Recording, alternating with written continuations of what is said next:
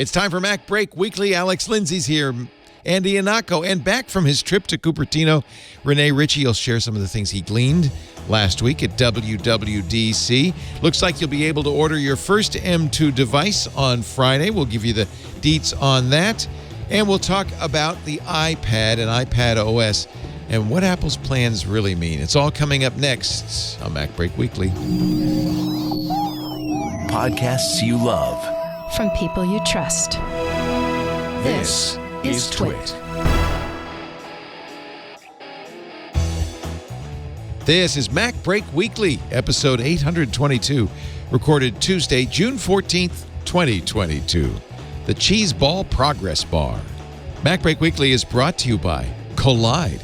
Get endpoint management that puts the user first. Visit collide.com/MacBreak to learn more and activate a free 14-day trial today. No credit card required. And by Melissa. Poor data quality can cost organizations an average of $15 million every year. Make sure your customer contact data is up to date. Get started today with 1,000 records cleaned free at melissa.com/twit. And by New Relic. That next 9 p.m. call is just waiting to happen.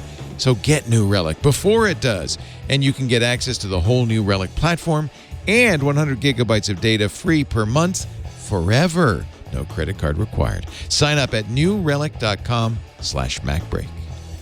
It's time for MacBreak Weekly, the show where we cover the latest news from Apple. Rene Ritchie has returned bearing gifts for all of us, a 13-inch MacBook Pro.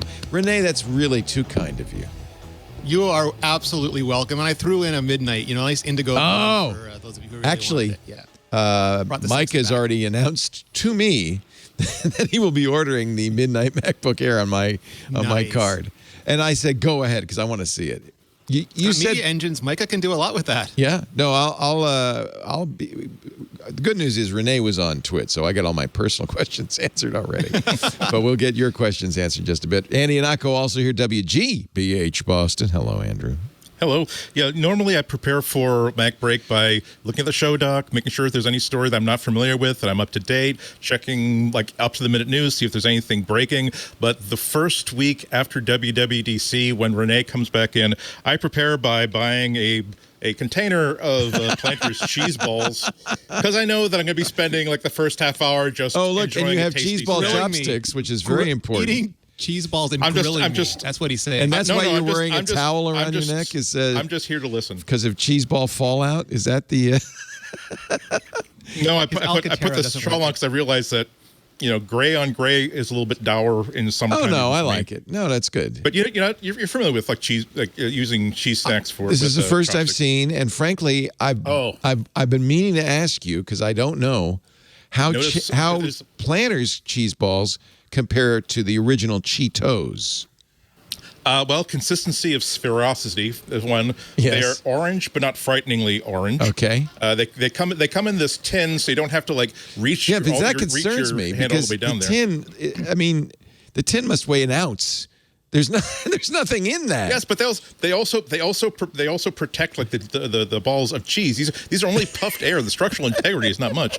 Okay. But I'm surprised, especially someone who spent some time. There's a comic strip that introduced me to this idea. It's just a comic strip of someone saying, "Wow, you're eating Cheetos with chopsticks? Yeah, it keeps all that cheese dust, the crap off my fingers." And then the last panel is just modern Prometheus hailed as genius headline. Actually, many years ago, more than 20 years ago on Tech TV, I had a producer who said she had invented Cheeto gloves for the eating of Cheetos, but I think the chopsticks is actually better because your hands are unencumbered. Chopsticks are great. Can I also say finally the final argument is that it also helps to slow me down. Yes. As opposed to handful after handful of these delicious carbo crunchy every single button in my head being pushed for truthfully eating pleasure. I look at that can, I go, well, that's not enough. That's going to last 30 seconds. That's the other thing with a bag, it crumples so you don't know how much you have left. With this, you can really see the progress bar as you eat, and so this is why this tin has lasted me 2 or 3 days, whereas a bag bag of like jacks would last about half a movie. Andy has invented the Cheez Ball Progress Bar. Thank you very much. Hail the second modern Prometheus. I just want to leave an impression. I just want to contribute Make to society a before you have. I leave. You can die happy. Also with us, of course, from officehours.global, Alex Lindsay. Hello, Alex. We were talking before the show, and I'm very curious. You on Office Hours in your coverage of the what is it? The Cinegear conference. Yeah.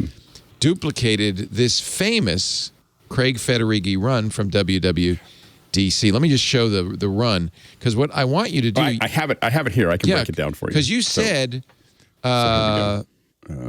You see, I said, well, one thing to do the run, I could do that with slow motion and fast motion, but you said no. This is harder than this elevator, which I thought would be the hardest. So show us the run here. What's going on? So here we go. He's gonna. So he's in the top deck of the Steve Jobs Theater. Is that right? Right. Yeah. Yeah. Well, he's in. I don't know where that is. That's not. Where is that, Renee? Do you know where that is? A garden behind him. It's beautiful. Is that his corner office? Atrium rooms. Yeah. There's no corner offices in the round circle. Oh yeah, that's right. So he's standing in front of the macOS quilt. Woof. So this is he. That's runs. just fast forward, right? It's probably a little bit more than that. If you look at it, it's they're running, but they're definitely doing some effects there. You can see the rippling. There's a blur. Yeah, it's not just a blur. It's giving that kind of. You can see the behind him. Yeah, like that wouldn't he's like almost like a little smoke there or something. Him jet trails. Yeah. And so then he's going there. Now the thing about this is that they added. This is so this. First of all, you have to admire his stoicism. Yeah, exactly. So this is vector motion blur. This is not real motion blur. So that's part of it. I mean, they're doing something there to it. They're processing. He's running. I think he's running on a treadmill, and they're moving. That's a CG background, because look at how when he sharpens. Look at how quickly that sharpens. Yeah. Happen, Is right? he CG, Alex? And then, no, I don't. Yeah, he's not CG. He's buff. I got to tell you, he's been lifted. Yeah, he's doing well. Yeah. But as he's running, obviously his highlights on either side don't change, so that he's not moving. He's not going anywhere. He's not going anywhere. Because the lights don't change. You're right. Exactly. So then they start, and then what they do, but it makes it much easier to shoot this shot, right? Sure. Because now they only have to. He's running a treadmill in slow motion. And then they start to animate the background, so they just start pushing that 3D scene behind him. Yeah, there's some motion. There's some motion blur in the background. But the motion in the background is, and then you see how they add that effect. Transition. Yeah, that's all CGI. And then they put him in a hallway that doesn't exist. And then, but this is like an effect. It almost looks like the Hobbit. You know, when he puts the ring on.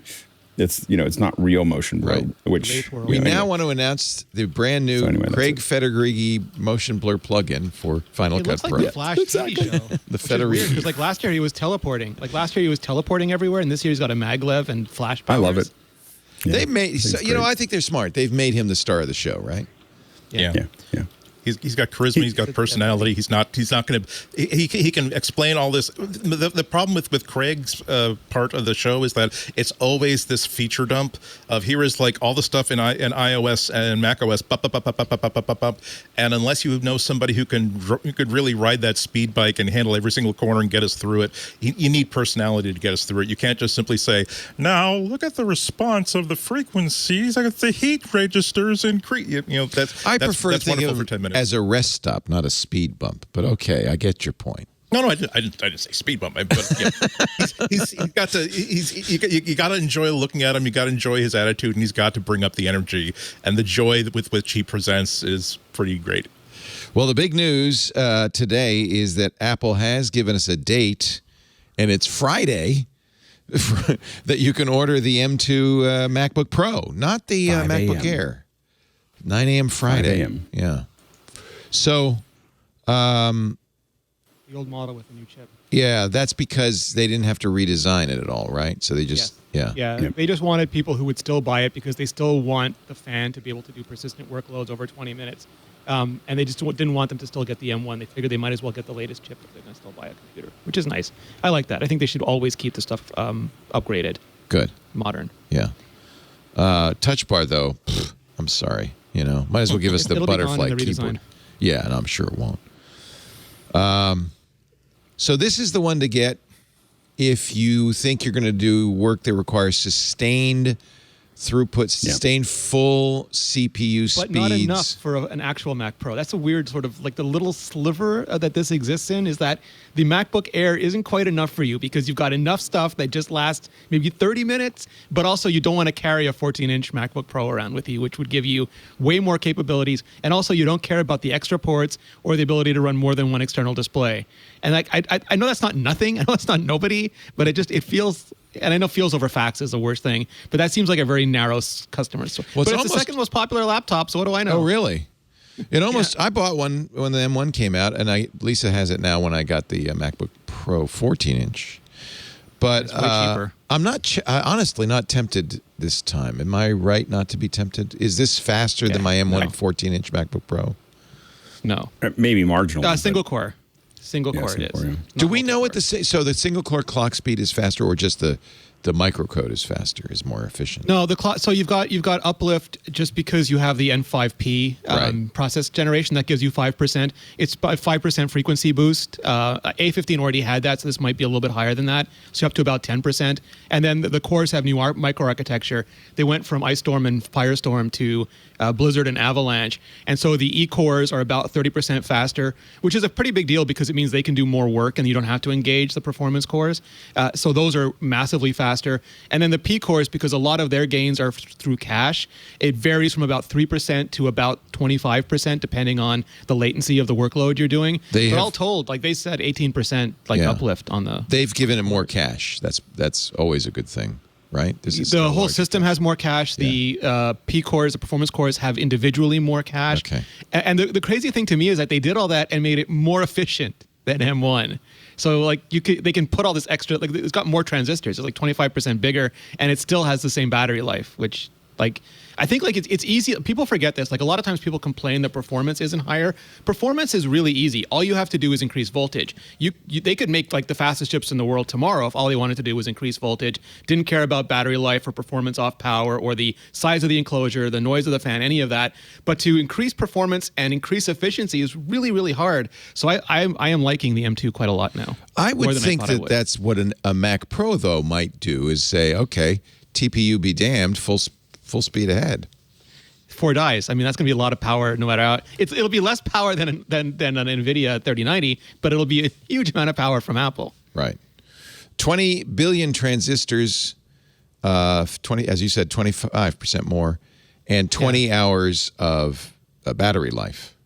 And LPDDR5, so you have much higher memory bandwidth, and you also have access to LPDDR5 Although memory. the DDR5 did arrive in the Mac Studios, didn't it? I think they have. It came with the Mac Pros and the Mac Studios, but like that's the thing. I think people like they look at the M1 and they just think, oh, the other ones were extra M1s, and now we know what M2 is. We know what M2 Pro and Max will be. But Apple didn't just scale out the cores. Like the M2 added the rendering, sorry, the M1 Pro added the rendering engine. It added LPDDR5. It added very specific things that made it way better than just a bigger M1. Right. So I'm super interested to see how if M2 gets the same sort of, like maybe some A16 IP in there somewhere, maybe another feature, another specific silicon block we haven't thought about yet. I'm excited, Leo. Who should order on Friday? Somebody with an People Intel who were Mac. going to buy, someone who was going to buy because of cost and size, someone who was going to buy the M1 MacBook Pro anyway, decided for whatever reason the M2 Air isn't enough for them, and they're just going to get the extra chip. Like you're buying the same laptop you were going to buy last week, you're just getting the better chip. If you want a touch bar, yes, that would be a reason. If you want sustained throughput greater than the MacBook Air, in other words, was 20 minutes the cutoff? If you're going to 20 minutes is about the cutoff. If you're going to keep that processor maxed for more than 20 minutes because it has a fan, you're going to want If it's bursty workloads, Pro. It's no different. But if it's sustained workloads over 20 minutes, then yeah, you'll want the fan. The fan is this, or what they call The active cooling. Yeah, yeah. Let's get that. Let's get that straight. So they're not. I mean, I wonder if they're shipping this a little early. Remember, they said it was going to be next month. The pre-orders would begin because they know this is not going to. The people are. Why are they doing this early? It's in stock. Like the parts they are in have stock. it. They made it. They could make it. Might as well move it. Yeah. There's nothing Okay. new they're waiting for. Okay, got it. I mean, you also have take the money that people are handing to. Yes. Yeah. Yeah, and you're near the end of the quarter, so you might as well not that's wait true. for another week. June 30th so is it? Yeah. Solid 15 days of orders there, so Yeah. so that's something that you can put in the report. So. I did, Leo. I have to admit, embarrassingly, I did see Johnny Cerrugi. I got to say hello, and I acted like it was Taylor Swift. Yeah, it was like my fanboy. most Oh, no, I'd embarrassing fanboy moment. Yeah. I don't do that for many people. I feel like John G and Andrea. If I'd seen him, I've done that once before. And Johnny Cerrugi, I just me too. Tim Cook, okay, fine. But Johnny Cerrugi, now we're... Tim Cook is he's wonderful. They're like, the weird thing about Apple executives is they are exactly like they are on stage in person. Like that is just how they are. And it's always a little bit unsettling because you figure the stage is an act, and then they talk to you exactly the same way. But like they're all super nice and stuff. But like I'm a huge silicon nerd, and I see the guy who's like changed the way I think about silicon. And I was a little bit fanboyish. Don't be fooled. I'm the same way in person as I am on the air, and it's all an act. If you knew me, you'd hate me. Or maybe you'd love me. I don't know. Maybe you'll hate me now. I don't know. I play Pokemon Go more in real life than I do on camera. Otherwise, I'm the same. Get out of my way. I see there's a new thing Lisa wants me to get that everybody has, but she doesn't have it yet. Lisa and I became buddy friends. We get to have a special trade next time I see her. Yay. Special trade time. Yep. That's so special. Come on, Leo. We'll be special friends I'm jealous. as well. I'm jealous. I'm jealous. I think a good take from Harry McCracken on Fast Company. He says Apple finally turned all its devices into one big platform last week at WWDC. He calls it the matched set. Yeah. I think that's accurate. I think that it's a lot of the stuff is the look and feel across all the different platforms is slowly coming together. You know, it did feel like they were doing lots of different things. They've been slowly pulling together, and it's something that is uniquely Apple. It's very hard. You know, nobody else covers that much gamut to be able to pull all these devices so that they all feel like they belong together and they can, work together. Universal control and continuity, and now Stage Manager on the iPad. I think iPad OS is a massive iPad OS, and I talked about this last week, is the tell. If we finally understand now what Apple has planned, why they put out an M1 in an iPad a year ago, we were all scratching our heads. People are so angry. Like last year, they were so angry that Apple put an M1 into the iPad and didn't give it any M1 specific features. So this year, Apple's like, fine, we'll give you some M1 specific features. And now they are so angry that they're M1 specific Well, most of the people who are the angry, I bet, are people who don't have. Yeah, last year the M1 people were angry, and this year the people who don't have M1 are angry. So it's like someone's going to be angry. or more particularly, people who bought an iPad recently, like if they bought 2021 hardware, but they didn't buy the M1 variant, and they're thinking, well, gee, I spent like $900 for this iPad. This is a defining feature, and my iPad. You feel as though there's been like a fence just suddenly dropped between the haves and the have-nots, and you don't want to be on the have-not side of that fence. Apple gave you a statement about the M1. What should we call it? Stage Manager Gate? I don't know. Yeah, and then Federighi went to talk to Matthew Panzarino about it. Yeah, Panzarino got a good. So you got the PR quote. You want to read it to us? Do you know it offhand? I don't have it in front of me. Oh, I'll have to look up. Let's see, Renee Ritchie. But it was a great video. Yeah, watch the video. M1 iPad. Yeah. See, I have to go and research all this. I have to talk to engineers. I have to watch WWDC. It takes me like 3 days to make a video, and Panzer just goes, "Yo, Craig. Yeah. Can you explain this to me?" Yeah. I mean, that's what you get if you're on TechCrunch. I understand. It was kind of a marketing thing, something about blazingly fast. I think their worry was that people were just concentrating on the RAM, and they're saying like it was just the RAM, and 6 gigabytes is close to 8 gigabytes. And you had the A12Z could run the developer transition kit, even though they had to give it 12 gigabytes of RAM to do that. And Samsung can do DeX, even though a Samsung phone has 8 to 12 gigabytes of RAM, and DeX is limited to 5, like productivity style apps. But it was like a lot of confusion initially. And it's an interesting problem because like some people are upset they didn't get the interface.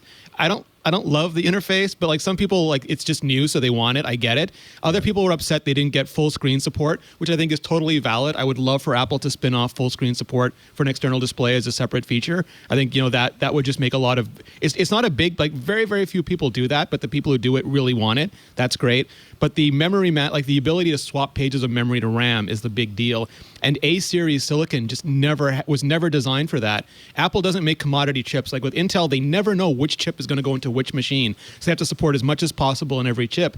But Apple, like, they know that iOS has no concept of swap, so they never built any of the memory, the memory compression, or the ultra fast storage controllers, the ultra fast NVMe SSDs. They never built any of that into previous generations. And now that they have that from the Mac, because the Mac absolutely needed that, they're taking advantage of it and telling Photoshop, okay, you're no longer constrained to 4 gigabytes of RAM, or Jetson will yoke you off the operating system. Now you can just page out to disk as if you were a Mac app. And that's the transformational thing, but it's only ever existed for the iPad in the M1. And I think it's the most important thing, and the thing they just can't work their way around, which is, like Andy said, sad for people who bought an A-series chip. It is surprising, though, that Apple usually is very, very good at communications, that they couldn't have predicted that. Again, they have put, of necessity, but they have put a wall between the haves and have-nots, that it would have been a good idea to have a white paper or have something on the site, or at least make sure that in the talking points for the engineers who speak to people, to the press on that day, they say, oh, by the way, here is why. We're not just being churlish. We're not just trying to trick you into buying a better iPad. There are actual technical reasons why we didn't make this available for other ones, and that would at least people would grumble, but they would. Smarter people would be able to sort of say, yeah, I mean, but there's reasons. Do you want nobody to have this feature, or do you want to have this feature poorly? I cringed a little bit when the first statement, which you got, Renee, Stage Manager is a fully integrated experience that provides all new windowing experience that is incredibly fast and responsive and allows users to run 8 apps simultaneously across iPad and an external display with up to 6K resolution.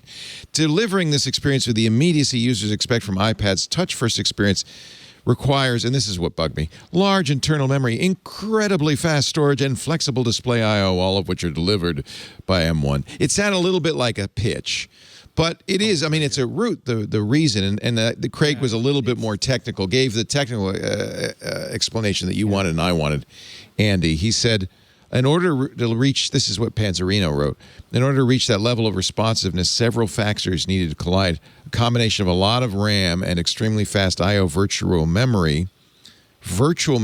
So in other words, that's the storage, were needed to host multiple apps in the active bucket. Only the M1 iPads combine the high DRAM capacity with very high capacity, high performance NAND that allows the virtual memory swap to be super fast. So that's the technical information, which is, in order for Stage Manager to work, it has to page out onto the storage, the SSD, what's going on, and that needs to be fast enough so that you have a fluid response. To Andy's point, I think, like, because when we talk to PR, like we've talked about this before, Apple doesn't really have crisis PR. Like, it's just their product PR people handle it, and they know how to very sell. Different thing. And so, they're selling. Well, no, but their job is very different. Like, I think, and I don't want to say it's naive because it's not, but they're like, people were so upset last year when we didn't give them anything that really took advantage of the M1. We're going to give them something that takes advantage of one, and they're going to be so happy. And like, that's like the little box that they've decided that they're in, and then people aren't happy. What is happening? But last year you said, and I think that's the part they didn't get their heads around in the Shouldn't beginning, have said happy. that the anger from last year would be different than the anger from this year. I think it's a tempest in a teapot. This happens all the time. There's new hardware. Yes. There's new capabilities. The new capabilities require the newer hardware. Frankly, Apple is saying you can do this on a year-old iPad is better than a lot of companies would just say, and if you want to use it, you'll need to buy a new iPad. So I think it's Remember, like the iPhone 3GS had video recording, and people were so angry it wasn't on the iPhone 3G, and then someone jailbroke it and brought it back, and it was 12 frames per second, and Apple's like, we can't ship 12 frames per second. The only people who are angry are people who haven't been around long enough or just don't understand how tech works or something. You're right, Andy, and somebody who just bought an iPad and it didn't have an M1 in it, although the Airs have M1s, so it'll work on the Airs, right? Yeah. I mean, I have to say it's one of the specific reasons I got the iPad with the M1 is I figured I want to be part of the future of what's happening, not the past. We said that a year ago. We said absolutely. that. Yeah, and you just knew that. I'm sorry. And we said we were disappointed that there was nothing that took advantage of it, right? Right. Right. Yeah, but again, history of Apple. I'll make this short, but yeah, my relationship and knowledge of Apple led to two things. Number one, I did buy like the very first iPad Pro, like first generation, and number one, it meant that even in 2021, it was still working great. It was still totally useful. I still had no complaints about it. It was still a core of my workflows, both inside the house and outside the house. And two, the other thing that knowing about Apple meant for me is that when Apple came out with an M1 version of the iPad, I knew that was going to be super significant. That I knew that I had some inkling of what they were planning to do with an M1 inside an iPad. I knew it had nothing to do with running Mac apps on an iPad, but I was confident that this would pay off, and it was worthwhile to finally replace this 5-year-old iPad that was essentially working just fine for me. And I'm glad, and it's been paying off in so many different ways. I think the part of the problem that Apple has is that I bought the first Pro, the 16-inch or whatever for my kids. They're still using that one quite happily, like nothing happened, like nothing pushed it, that they are missing anything, et cetera. And there just hasn't been enough to really push the iPads hard that you feel like you have to upgrade because they do everything pretty well. And so I think that is the real challenge. And I think finally, with the M1, Apple's going to start pressing down on their own to really push the outer envelope, but they can't. But what Apple's not known for, and never has been, probably never will be, is backwards compatibility. And if you're buying into the ecosystem, you always have to kind of take that into account. And that's exactly what Craig. This is actually, it's funny you should say that because that's exactly the quote that I thought was most salient from Craig when he talked to Panzerino. He says, "This is the experience we're going to carry into the future. We didn't want to constrain our design to something lesser. We're setting the benchmark for the future." So they didn't want to say, "Oh, let's dumb it down so it can run on older iPads," and I think that's appropriate. Yeah. Yeah. And for the record, Samsung does have DeX. It's great. It's wonderful. It's I don't have a phone that supports it, but every time I had a Samsung phone on loan and used it, I was very, very impressed with how flexible it makes the phone. But it is nowhere near as ambitious as what Apple is doing with M1 iPads. DeX is simply the Linux that's baked into the phone. They basically added a window manager and a way of managing apps to go larger screen. This really is a whole new paradigm and a whole way to integrate the tablet experience and the desktop experience in a way that I don't think I've ever seen before. So more ambitious. Harry says, consider all of these features. This is Apple kind of coalescing its full range of products. Stage Manager, Mac OS Ventura, and iPad OS 16. iOS's lock screen customizations. And Micah noted this considerably inspiration from how watch faces work on Apple Watch. Those are like complications from the watch. It's the same code. Yeah. Is it the same code? Oh, that's interesting. Yeah, so what they did is they created the complications, and then they spun that into Widget Kit, which they actually made open to developers, which I thought, we talked about that on Twit, but Apple made everything an API this year, which was incredibly exciting for me. No 1 year wait for them to dog food it. So that's all Widget Kit now. So it's the same stuff that you're already familiar with, building all these things across watch all the way through iPhone, iPad, and Mac. Yeah. And by the way, we're going to repeat some stuff that we talked about on Twit, but I'm presuming that not everybody listens to all of our shows. Yes, apologies, my bad. That's okay. Don't apologize for overlapping. A little repetition, it makes it stick in the brain longer. And that's the origin of Swift UI too. I mean, a lot of that stuff was originally written up for the watch team to be able to quickly make visual interpretations. Isn't that interesting? Of apps for the watch that were super power efficient. And then Craig saw it and said, why be stingy? Can we have that everywhere, please? And it became Swift UI. Well, and then the always-on feature of the Apple Watch, which requires a screen that can go down to 1 hertz, one refresh a second, now is going to come, we're pretty sure, to the iPhone, because the iPhone's going to have variable refresh rate. Apple Fitness now will be available to people on the phone that don't have the watch. So that's good news. Mail and messages are getting new features that will debut on iPhone, iPad, and Mac at the same time. This new freeform thing, which I still think is a stealth kind of something, maybe AR tool. I can't imagine Apple would just do a whiteboard app.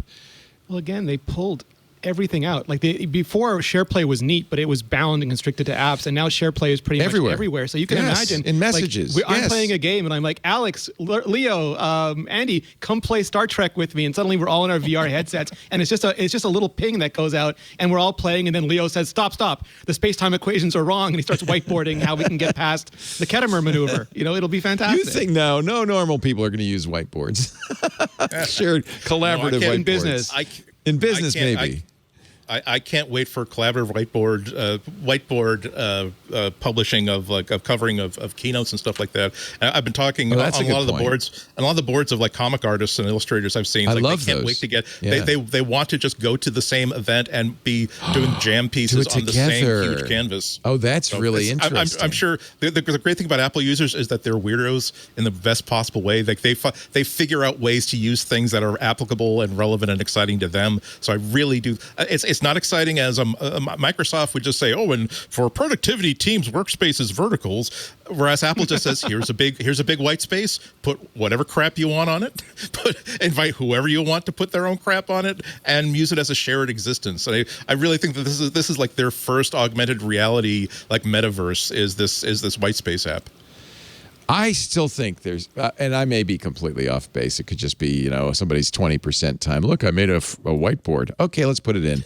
But I think there's more to it, especially because you can embed objects in it that is more than just drawings, that is video. Shared experiences. Yeah, I feel imagine taking away the whiteboard and having that in your augmented reality glasses, those floating objects. Imagine, I'm sorry, Alex, just very, very quickly. That's fine. That imagine being able to place a 3D object, and that 3D object not being, hey, look, here is a dinosaur that we can all gather around and look at and teach about. Or imagine it's like, it's like Minecraft. I can put buildings here. I can put spaces here. This is, I agree with you. I agree with you, Lee. I think that this is going to be at least a forecursor to something much, much bigger. Alex, you agree? Yeah, I mean, I do. I think that you're the AR guy, right? So I'm giving you ammunition here. Well, USDZ. I think that when we see USDZ, dropping in, being dropped into this, you're going to be able to. Well, I mean, did they mention that? I think you could. They haven't mentioned that, but I think that but the main thing is the experience will look a lot like this, where you're sitting here and you're going, look at this 3D object, and I can circle things and go like this and do this, and talk about it. And someone else can be talking about that. Like, hey, can you rotate this around? And you rotate it around like this. This is the Clarity, IO thing that we worked on. And, but you can sit there and go, this thing is going to connect it over here. And then somebody else mentions the antenna and someone else mentions this and how things go through here. And that's VR with the whiteboard, but take away the whiteboard, suddenly it's AR. Yep. Yeah, but and I think that it's it's very, very useful as a 2D experience with USDZ. Yeah. It's super useful on its own. Yeah. And then when you add AR and VR, absolutely, it's more useful. But what Apple is doing really, really well with a lot of these pieces that are coming together is doing things that are very, very useful in a 2D environment that then can be, slowly expanded into the VR world and into the AR world. In a way that, and it allows them to get all these reps. Now, what the problem that Facebook and Google have had is that they jump into these things into the deep end and they drown. Right. Good ideas this was drown. Google Wave. Google Wave. Gina Trapani wrote a whole book about Google Wave minutes before they canceled it. Time. Google had a LiDAR on their phone. They had support for LiDAR, but not on their own phones. Yeah. And the problem that we had was, sure, we were importing these LiDAR Google phones to do R&D. And the main thing is that, well, how do you get stuff into it? So it becomes hard even for us to get stuff into it. When we got into it, it was amazing. Yeah. And there were so many things we could do with it, but they didn't have the entire support ecosystem that was required for those to instantly take off. And I think that what Apple is doing is they're building this ecosystem very, very methodically as they work out all the really hard, 8, or 6K per eye or 8K per eye, and how many M1 or M2 processors are they going to need, and what it's going to look like, and all those other things. As they work all of those things out, which are very, very hard problems that everybody's having trouble with, they're building this massive ecosystem, skill sets, tool sets, and giving developers time to work on it. I will say that I think that's why this is going to be, whenever it happens, 2023, 2024. It's going to be a big deal because there's been years and years and years of planning and preparing everybody for that next piece. And again, it's not like, here's a great tool that you may someday use. It is a great tool today doing what you're doing right now, and eventually it'll just get better. Yeah, to me, that's the through line of WWDC, and it's what Harry McCracken was saying. is that we're starting to see the outlines now come to come into focus. When they announced Freeform, I looked, and this is an article from 2020, 2 years ago. There are at least 7 digital whiteboard solutions for iPad and Mac. So this isn't a new arena. This isn't something not well served. So I have to think there's a reason Apple's doing this, right? It could also be just because remember that there was also a time when the iPad didn't have a file manager app, and there was a big market, and still is a big market for file management apps. It's possible that Apple realizes that, okay, there was a big hole in this device in pre-installed software that exactly the shape of a files management app. We need to patch that hole immediately, because without it, we won't be able to do the next thing we want to do. Yeah, although no one's going to develop a file manager app for iOS, because that's a fool's errand. Only Apple could do that, right? I mean, the thing that I think that Apple struggles with, and there's two things. One, FaceTime was just left fallow. Like for so long, it was not competitive, and they finally during the lockdowns realized this isn't good enough. We have to improve it. And so for the last 2 years, 3 years, we've gotten an astonishing array of finally upgrades. But isn't FaceTime a non-starter until it's cross-platform? I'm sorry, you can't beat Zoom if you're only Apple. Well, I mean, Apple has the affordance of only wanting to serve their customers. Yeah, they want that to be there. But I think the biggest battle they're fighting is that, what does an iPad Pro mean? Because for some people it means I want it to do exactly what my MacBook Pro does. I just want to have an iPad that does it instead. And Apple's been fighting against that. They want to make an iPad Pro that is for people who aren't served by the Mac Pro. So like for architects and UI designers and storyboarders and teachers and real estate agents, they want to create a different experience. But there's a very vocal contingent of people who just want it to be their MacBook Pro, have the exact same apps and experience, and then they can take it around as a TV viewer when they don't have it. And I think things like the whiteboard, that doesn't work as well on a Mac. Like that's a pretty unique large screen pencil enabled experience, and they want to lean into that to sort of show people what is different, why the iPad should still exist, basically. Yeah, and the thing is that they can. I don't think they have to beat Zoom. I don't think they have to serve the same market. I think that I use lots of things, and I use messages for certain things, but I chat with lots of people on lots of different things. So it's probably why I'm not that sensitive to messages being one way or the other. It just is what it is. But it slows down their ability to innovate if they're slowed down by the other platforms. Which is essentially what will happen. Is the other platforms are pretty far behind, and they're gonna and so you have to now wait for them or now persuade them to add the hooks that you need to make that work to have the same thing. When Apple owns the chat function, and by the way, I don't really like FaceTime. It drives me absolutely crazy. So I don't think they've proven that they can do anything well with FaceTime yet. I love messages. I love most of what Apple does. FaceTime's not one of them. All the little bubbles that keep on going back and forth and all the little things that it does drives me a little nutty. So I don't think that they're doing that necessarily well, but I know that they won't be able to take full advantage of a fully media-rich environment if they tie themselves down to trying to support other platforms to do what they're doing. By owning the hardware, owning the OS, and owning the service, they're able to innovate a lot faster. Right now, I don't think they're innovating in the right direction, but maybe they'll get around to it. Yeah. Memoji Alex is pretty dope, though. Yeah. I love Memoji. The Memoji is great. I only wish that it was easier to export stuff out, but like 3D. But anyway, the big challenge though is that the function of a communications app is not Memoji. The function of communications is to communicate, is to support whatever social ring, whatever social network. I don't mean a commercial network. I mean like your circle of friends, your circle of work friends, work groups, circle of neighbor friends.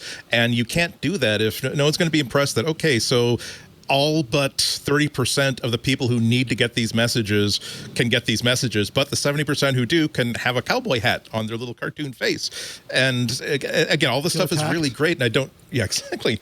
So this is why I really do wish that Apple appreciated that. Again, the purpose of a communications app is to communicate, and respecting the social network that you yourself are bringing to that app is more important than almost any other thing. You can do whatever you want after you do that, but it's like a bridge that it looks beautiful, but it sways so much in the wind that you have to shut it down during bad weather. That's not a bridge. That's a beautiful landscaping object that can occasionally support traffic, and that's sometimes what FaceTime feels like in messages. Yeah, and I don't know whether it's I think it also depends on what environment you're in. I get I get so few green messages now, and I don't know whether that's just because I'm modal. I'm talking to some people on Signal and mostly Signal. So other than iMessages, and I just don't have that.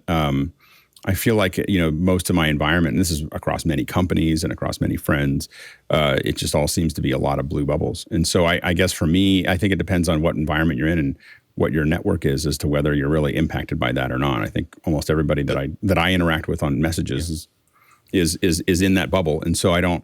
And it's a really nice bubble. So it's a green bubble friend. Yeah. But Andy is my only green bubble friend. Exactly. No, but isn't that a self-fulfilling prophecy that the reason why you see so few green bubbles is that all of us who have Android phones are probably talking to you on Signal or something where we can have that rich media, rich social experience without having to. I think I'm also very slow to respond because it only shows up on my phone. Like the green bubble only shows up on one phone, and the blue bubbles show up everywhere.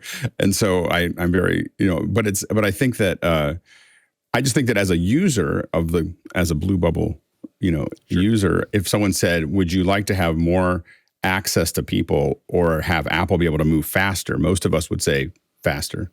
We would like to go. We would like Apple to go faster. Unless you're an Apple investor. If you're not an Apple investor, say, what do I care about Apple? Sorry. Yeah, because they're really hurting. All my media Apple's really having trouble. All my media friends who use both Android and iPhone only ever DM me. No matter what I do, they'll only ever DM. Like everyone agreed in tech media that Twitter is going to be our universal platform. Probably because we all have 18 other ones we don't want to bother with. Yeah.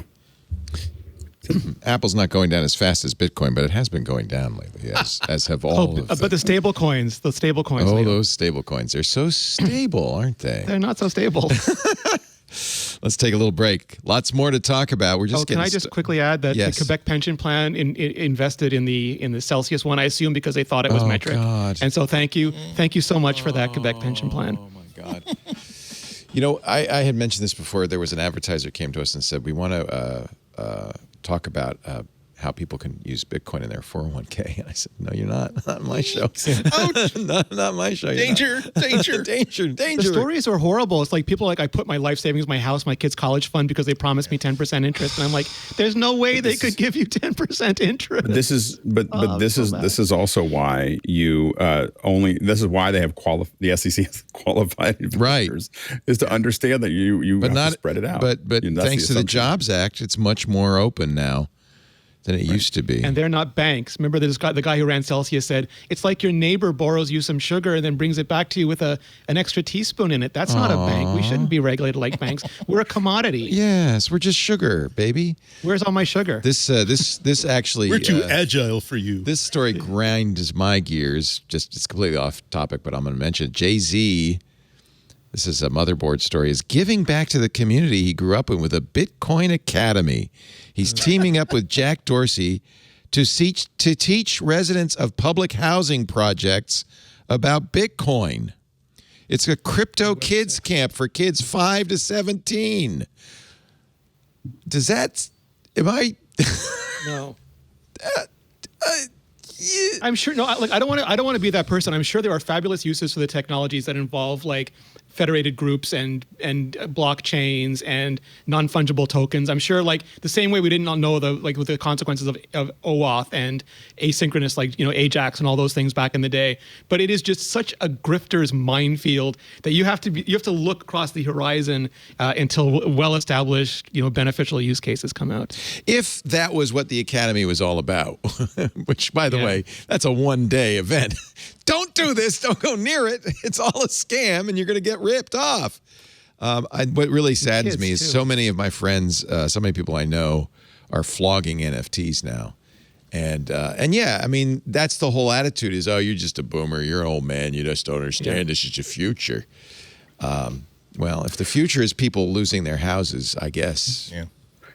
Well, again, it's the nature of speculation. And because of the stability of the currency, it can't really be used as currency. It's not current. It's not going anywhere. It's like, yeah, but I'm saying it's not, but it doesn't act like currency. It acts like a speculative market. Yeah, like because, tulip bulbs. Yeah. Like, so you don't want to sell it when it's going up, and you obviously, so you're not using it. I wouldn't necessarily buy this dip of Bitcoin, however. Well, but there are like academic and artistic uses that that aren't about money, that are beautiful and interesting and might go somewhere. And I don't ever want to disparage those because they're not grifting anybody. But there's just so much grift. Well, all right, I'll disparage them because it really is all about grift, and that's the excuse that grifters use is, oh, you just don't understand the technology. Well, guess what? I actually understand the technology. You understand the grift. They say it's since time immemorial, since Mr.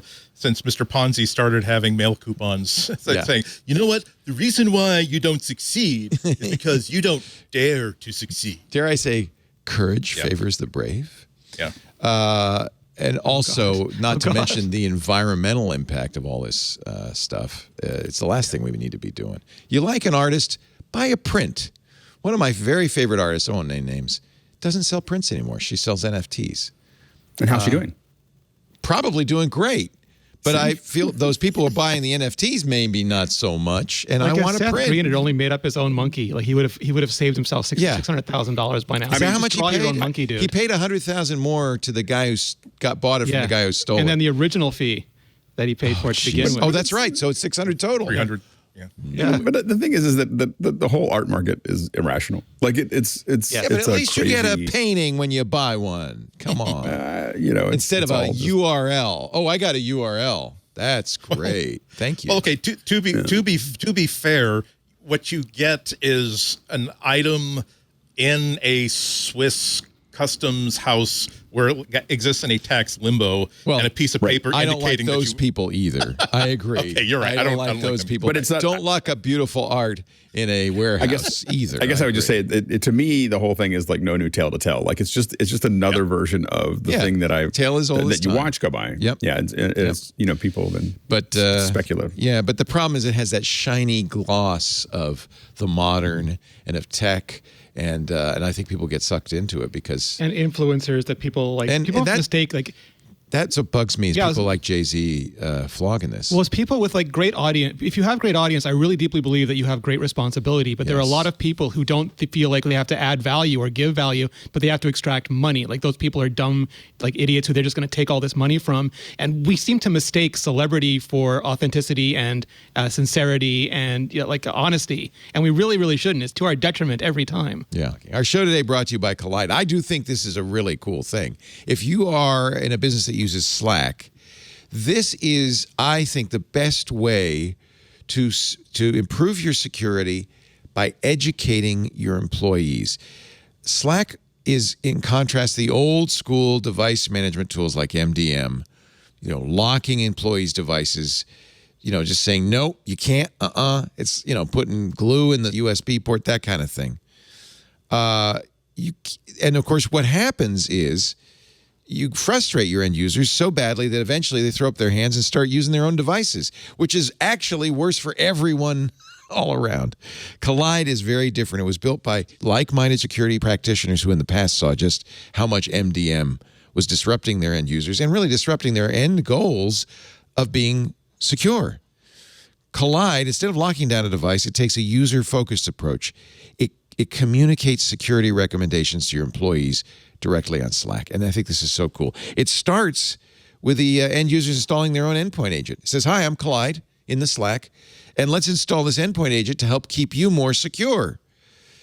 After it's set up, device security turns from a black and white state into a dynamic conversation. In fact, you'll see, we're showing it on the video, but if you're not on the video, if you're listening, go to collide.com/MacBreak, KOLIDE.com/MacBreak, and you can see some examples of the messages Collide sends. Whenever it says there's an insecure issue or whatever, it'll send a message and walks the employee through why it's a problem and what they can do about it. Simple things like maybe your lock screen isn't set up right so that, somebody during lunch, your screensaver comes on, but somebody could still sit down and use your company email to send a message in your name. But also hard to solve the more nuanced things that actually Collide does such a good job of explaining. As an example, somebody who has downloaded their two-factor backup codes, their emergency codes, but just stored them in the clear in their download folder. And they may not know that's a problem. Why? And then Collide explains and says, here, let me help. Let's do this together. Because it's talking directly to employees, by the way, without a lot of work on your part either, this is all automatic. Collide is educating them about the company's policies, about how to best keep devices secure. It gives them real examples, not theoretical scenarios. And it's cross-platform, Linux, Mac, Windows. It puts end users first for teams that use Slack. I think, a really brilliant idea. Get endpoint management that puts the user first. Visit collide.com/MacBreak to learn more. You can activate a 14-day trial free. No credit card required. Visit KOLIDE.com/MacBreak. You also get that goodie bag of Collide swag when you sign up for a trial as their way of saying thank you. Some nice little stickers and stuff like that. KOLIDE, Collide.com/MacBreak. My Cranston accent's shining through. Thank you, Collide, for supporting MacBreak Weekly. Let's see. Kind of trouble brewing in Europe over, oddly enough, app tracking transparency. This seems to me like the EU, and it's following in the footsteps of Great Britain and Germany, kind of looking at app tracking transparency. Do you think this is because Facebook complained and people like Facebook complained? Yes. Well, everyone tracking us is complaining. Right. Everybody. Right. You would think this is like the EU would like this, right? Now, well, Google doesn't care because they have perfect platform knowledge through Chrome and Android, but like Facebook, Right. and it's not that anyone's losing advertising. The studies show that they're still getting advertising. It's just no longer going through Facebook's collection, so they don't see it in Facebook, but they still see it in their own ledgers now. It's super interesting. Germany's antitrust watchdog is the latest, probing ATT. The Federal Cartel Office has just announced it's investigating the framework over concerns that Apple could be breaching competition rules by self-preferencing, which is not, that might be a nuance, but that's a good point, is first-party tracking, just as you said, Google doesn't lose the information they were and getting. Apple has first-party perfect knowledge on the iPhone. Right. The thing to me is like I understand why. Like even Steve Jobs did iAd. Like so people who said Steve Jobs would never. He did iAds. But like I don't think it's a good business for Apple. I think it's corrosive. I think they could make money in it, but it's not a business they should be in. And they're not even great at it. Like they do ads in 3 places. They do it on they do trailers in TV Plus, but they do ads in news. They do ads in the App Store. It's a terrible experience. Nobody likes it. Like I can't imagine it's a lot of business for them. Just get rid of advertising and be like completely unadulterated. They don't need to do no this. controversies. Yeah, I agree. I think Google made a mistake by getting into the content game, getting into shopping, and then it looks like, whether they're doing it or not, they're self-preferencing their properties in search results. It's a conflict of interest. It looks it's an apparent conflict of interest, if not a real one. And it's Apple doesn't. And if it was need to do if it was a huge percentage of their income, I think it would make sense, but it's not. Right. And it just they're fighting wars over the worst businesses. So they exempt their own apps from ATT. They don't. Like if their apps don't do any third party. So ATT is designed to prevent them from tracking between apps and across the web. And Apple only ever contains you in one app. And they say expressly they don't share data from news with data from any other app. So they don't do it. But it looks like people are like, well, why? And it's this big. Because you don't get that pop-up that says, "Do you want this app to track you?" Yeah, because it's not. People are thinking they're exempting themselves. They're not, because it's not. They already know we're not. Right. Okay. Yeah. All right. But how do you explain that? Right. Well, I didn't know. So there you go. Yeah. Right. But this is how transparency happens. That I think a company like Apple particularly, they have their secrets, but it's not as though they're deliberately like squirreling away every piece of information they're not legally required to put out. But sometimes they're just not aware of how much damage they can do to themselves and to an ecosystem by simply not saying, here's our position, here's what we do, here's what we don't do. It's okay. I think it's perfectly appropriate for the EU, for the German government, for our government, for any government to say, guess what? You're going to explain to us how the system works. You're going to defend it, and you're going to convince us that this isn't anti-competitive. Because the answer could be that, okay, now that we know how this works, this isn't anti-competitive. thanks for coming in. Go enjoy the gift shop on the way out of Congress. And in any event, it will encourage companies like Apple and Microsoft and Google to be more transparent in the future, to realize that even Caesar's wife must be beyond reproach. It doesn't matter that internally you've got standards and principles. You have to also make sure that it is known that you have standards and principles. Yeah.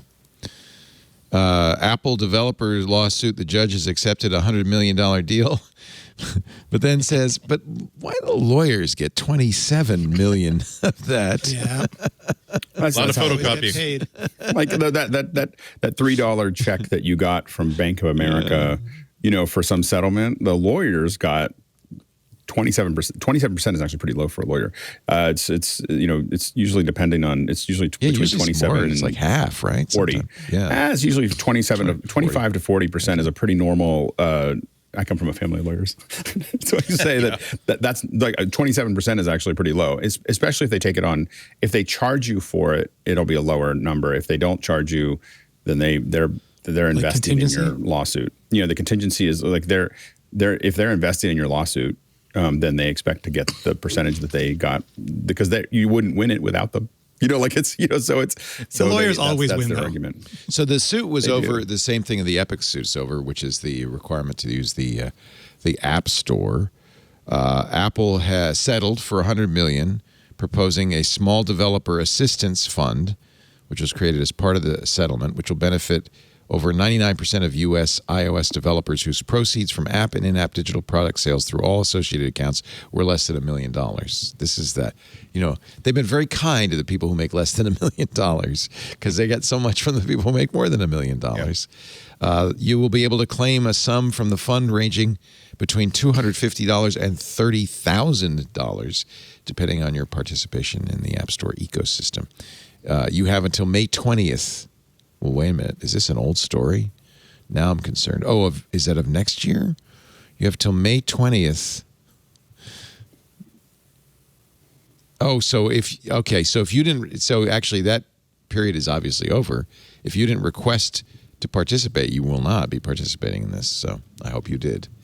I hope you knew about it. I know that's not everyone, but what really depresses me is that a lot of the people who are highly active, like in the anti-App Store movement, like the one that's named, are companies that are just like, if you spend 2 minutes looking into them, they are the worst companies. Like they have the grossest of allegations against them, and they conduct business in such a abhorrent way. I wish there was like the indie developers that I love had the finances. Like someone should just bankroll them, let them get their concerns. They don't want to be the next app. Like a lot of these want to be the next App Store. They're fighting. We're having billion-dollar companies fight trillion-dollar companies to be the next gatekeeper, and I just want indie developers to get paid without all of their nonsense. People like Thompson. Yeah. It should just be, write him a check, Apple. Just give him like a Spotify and Match, and you spend 2 minutes looking at the allegations, and you're just like, no, I don't want you to win either. I do that all the time. GitHub now has a way to donate to developers. There are a lot of open source developers who just give freely, and if I use their, a lot of their tools and stuff, I will donate to them on GitHub. There are ways we can do that, but I think companies that are benefiting, like Apple, that are benefiting for the labors of these people should also kick in a little bit. It's, again, Judge Yvonne Gonzalez-Rogers. She's in on everything. She talked to the lead counsel, Stephen Berman of Hoggins, Berman, Sobel, Shapiro. She said, you need to submit a mathematical breakdown of how much each class member would receive if I gave you $25 million instead of $27 million.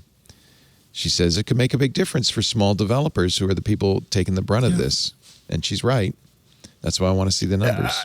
I don't know if it'll make a big difference. I mean, it's 2%. It'll get them 2% more. I mean, it's fine. I mean, it is fine to ask for $2 million, and they can afford it. I'm sure they made a lot of money on this thing. Yeah. But to say that it's going to be their check is going to be it's going to be 3%. It's going to be 2% more. So if they got $300, they'll get $306. Right.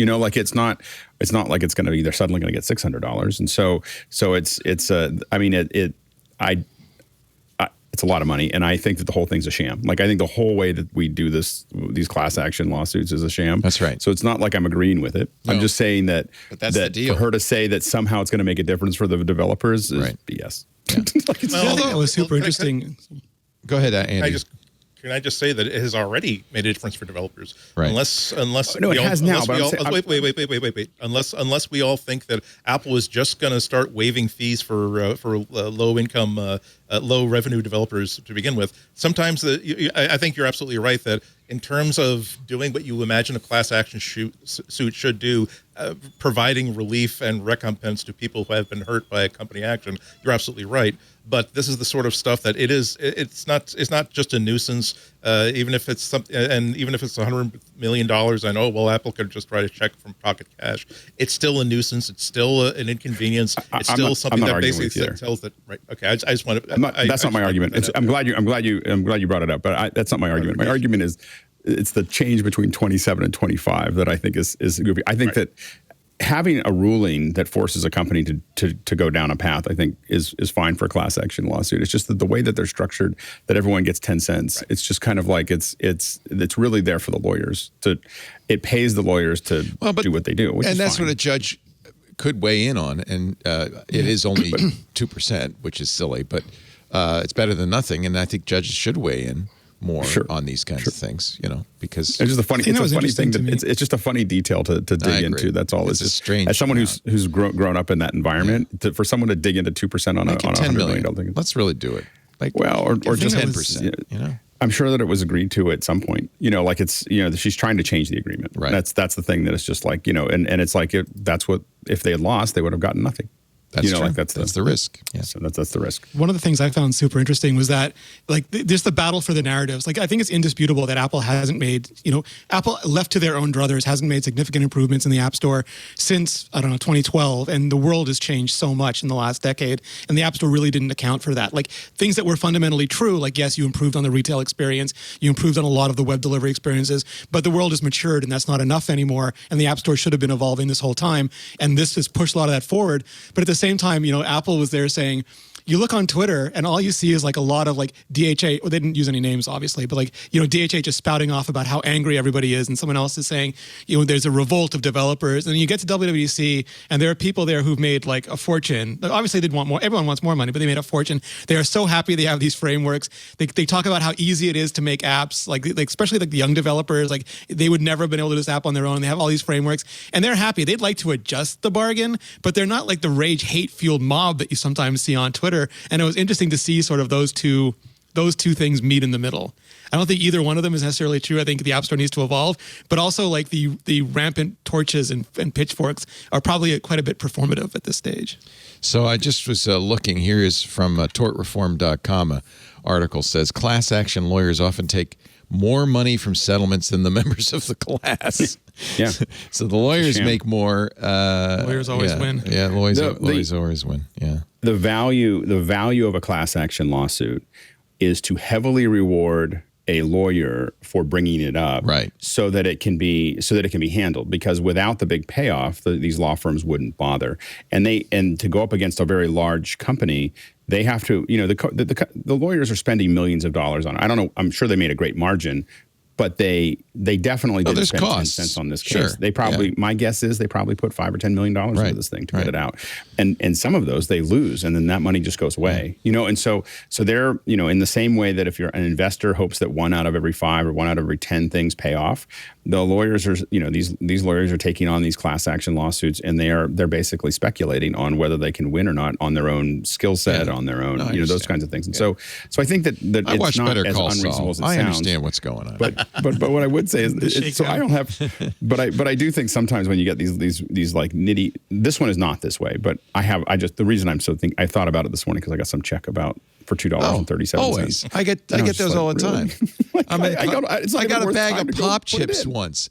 There was a big lawsuit against Pop Chips for saying they were healthy or something. But the value isn't the money to the class action receivers. It's more, most of the time, what it really is it is telling that company they can't do that anymore. Or they and putting something on it. So yeah. There was a class action against Pop Chips for implying that their flavors, including barbecue, sweet potato, and cheddar, were all natural when they actually contain artificial and synthetic ingredients, which I knew, which is why I liked Pop Chips.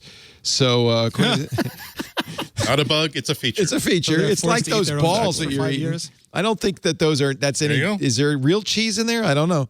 According to the settlement terms. Excuse me, there was authentic CHEEZ in every single. Oh yeah. flavor By the way, file you that's saw. why they call it CHEEZ. They don't want to imply. It's chocolatey, right? Yeah. According to the settlement terms, class members can receive, and I was in this class, either $1 cash refund or 2 $1 vouchers for up to 10 bags of Pop Chips products.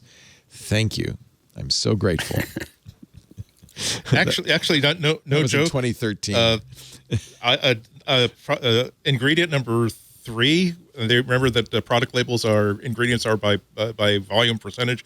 Dried cheese blend, whey from milk, semi-soft cheese, pasteurized milk, cheese culture, salt and enzymes. Okay, It's cheese pie products is what it is, but that's okay. You know what? I like Velveeta I'm too. getting dairy.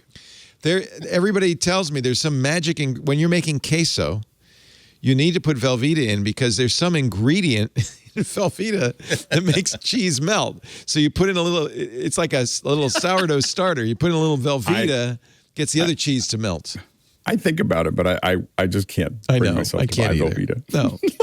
I grew up in it. I grew up on it. Sure. So but I'm just kind of like The I feel kid like there's likes certain things that American cheese on his burgers. We've slowly weaned him off of that with just orange cheese, but of course, no cheese is orange. It's orange because they put carotene in it. But at least it's close. It looks like it's Velveeta. It's user interface. I'm serious. That's user interface. That's how you know it's cheese flavored. Yeah. WhatsApp is finally making it easy to move from Android to iOS. This is partly because of WhatsApp itself. The app is adding a feature to help you move your content over, and it'll be part of Apple's moving to iOS tool. So Apple's going to help Isn't too. it wild? It Why doesn't wouldn't like they? because every other service you just log in and all your stuff comes down. Why wouldn't they? And I'll just tell never you did why. that. Because the encryption is an issue, right? End-to-end encryption. In fact, this was to the horror of some defendants. This was the revelation that when you use iCloud backup, your WhatsApp messages are backed up in the clear, right, to Apple's servers, where they can be handed over They're to law encrypted, but enforcement. Apple has a key. Yeah. Well, I call that not encrypted, but okay. Like hacksaws can't get in, but Apple can. Yeah, okay. And is glad to hand them over. Actually, it's we won't go into the politics of it, but nevertheless, this is still end-to-end encrypted. So that's the thing. But other services, like you log in and they're end-to-end encrypted and there's no backup and it's still like there is, I guess, a cloud store of truth for the messages or some persistence level and they come down. But this is great because and what I like is the InfoSec is really smart. It's like I got to talk to some of the Facebook, I can't call them Facebook anymore, damn it. Some of the Meta people and some of the Apple people about it. And it's super interesting because so basically you go through this process and it puts like a little placeholder for the app on your screen. It doesn't download it until you tap it. But in the meantime, it takes all your messages, encrypts them in this bubble so that Apple can't see them, Facebook can't see them. It just downloads directly to your phone and it's all put in the right place, but it stays encrypted until you tap on the app and then it finishes downloading the app and opens it. And then you have to still insert your WhatsApp credentials to unlock the secure bundle that has all of your messages in it. So it's highly resilient against people trying to abuse it, like trying to just like set up somebody else's messages, but it also manages to transport all that back history, which for some people is apparently everything, like photos and videos going back years and years and years and years and years, just large amounts of data. Yeah. Yeah, I mean, I think it's a good thing. And WhatsApp is widely used outside the U.S. It's the #1 messaging app in many countries like Brazil. So this is good. This is, in effect, giving end-to-end encryption and portability to hundreds of millions, if not billions of users. Good thing. Let's see. We're going to get new iPad Pros, according to Gurman, in the fall. They better have an M1 in them. I don't know. New models on the way. You're joking, but the rumor today, there was a different rumor than Mark's today about a large, like the bigger, Mark and the guy from Display Consulting are going back and forth on this stuff, but a bigger iPad Pro, like the 14-inch. iPad bigger 14, Pro, yeah. but not being a Pro, like not having ProMotion, not having a mini LED display, and it's like you're making a bigger peasant iPad. I don't understand anything. Or wait, none of these rumors are actually true until Apple ships something. Yes, yes. It doesn't make sense that they make a 14. Well, right? I mean, if you're making unless the costs are exorbitant, I don't know. Yeah, maybe they can't. That's the only part of the argument that made any sense to me was the idea that with the cost of those traditional panels coming down, that they could offer a 14-inch experience for pretty much not much money, not money more than for schools, 12.9-inch experience. Yeah, exactly. Or if they wanted to, if they wanted to make an offering to the creative community and the artistic community to say, here's more surface for you to draw on. Here is just that little extra space for you to have your timelines when you're editing video and doing stuff like that. And the idea of building a 14-inch panel with the exact same specs as the 12.9-inch Pro, that might be kind of deadly. I mean, because at some point if you're trying to make a $2,000 iPad, you may as well start making a $2,500 Mac tablet. I think at that point. Yeah. So it could. So that's the only. But as Renee says, believe nothing about something that's supposed to come out next year. Yeah. Until Apple shows it to you. The Gurman rumor was it would be with the M2 chip. It would be a mini LED display. 14.1 inches, like a high end, and you're right, $2,000 iPad. I mean, Apple could do anything, but it's just not the TikTok that they've been doing for a long time. I mean, usually March is the time that they release the new iPad, and it's kind of the framework for that. So it's not that they couldn't do it in the fall, or they have never done something in the fall, but it seems like they have a lot to release in the fall right now between the phone and and the new Macs and potentially. Updates to. I want to see an M1 Mini, to be honest with you. I don't really want a 14-inch iPad. That sounds awfully big. But I use my Mini all the time, and I think it'd be really great if I could. The thermal envelope would be hard. Yeah, I guess it already strains in an Air. Does it really? Oh, the Air, yeah. Okay. And I'm also I really wish that Apple would try to figure out how to make the iPad Mini into essentially the iPad. I'm sorry that the iPad Mini is now like so expensive and so full featured when I think that the butter zone for it is a $299 device, which is the big screen content consumption and limited content creation device that I loved in previous iPad minis. It's just such a gorgeous form factor. It's like the perfect size, much bigger than your phone screen, so you'll have a much better experience if you're reading or watching video or even trying to compose an email with a keyboard, but still so small that you don't feel like you're breaking your promise that no, honey, I promise no work this weekend. I'm just going to bring the phone and I just want to read. I'm just going to be reading books all weekend. Yeah, exactly. Let's see. I want to get everything. I'm excited about passkeys, Leo. I don't know if I'm ruining your show schedule. No. And we mentioned on Twitter. I said this is one of the most important announcements from WWDC. Not most important to Apple, but most important to users. Google and Microsoft. And the password managers were happy. Were they? That's the part that I loved. It's like they weren't like 1Password, and I think a couple are like, we're joining this alliance. We're all like, it wasn't like, oh, what are you doing to us? We're the whole. No, it's like we want to make things better for everybody too. Well, how would 1Password work with So the premise of passkeys is no more passwords. That the biometric identification in your phone or in some cases your Mac is sufficient to prove you are who you say you are. That every time you visit a new site that wants you to sign up, that new site will be sent it's a hash of your public key, token, and that site, and it will have a token, and all you'll have to do is authenticate, and the site will say, "Oh yeah, Leo, welcome," and that's it. Which and apps do never now. Passwords ever again. Yeah, and a lot of you see that single sign-on. That's for individuals, like enterprise, like if solving this for enterprise, for example, or like if you're in a business, how you want to share your passkeys. I think that's going to be a ripe area for a lot. And also, Apple it's going to take a long. It's going to take a long time, for this to happen. And for 1Password and LastPass, having them adopting the passkey means that I get to use the passkey with their service. Right. So I don't have that, because right now the weakest point in LastPass or 1Password is the 1Password that you use to get in. So getting rid of that makes them much more secure. Good point. And then they provide that service to get to, because like for me, I have a very long phrase that I use in LastPass to get in. But then everything else, unless they limit me, everything else is a 26-character hash. Just every website that I go to, everything that I log into is a 20. I just have it set to 26 letters, and it just puts in random stuff. And so I'm already gone way down that path of I just need so being able to have passcode, be able to do that just with LastPass for my case would make me feel much more secure.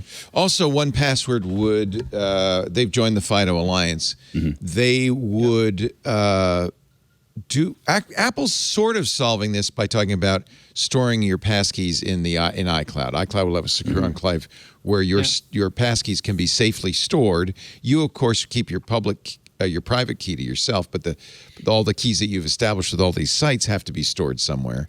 And so by iCloud doing that, and by the way, Steve Gibson's concern last Tuesday, and we'll probably talk about it today, was that's fine as long as Apple lets you export that so you can move somewhere else, and they do, right? They announced that they're going to do.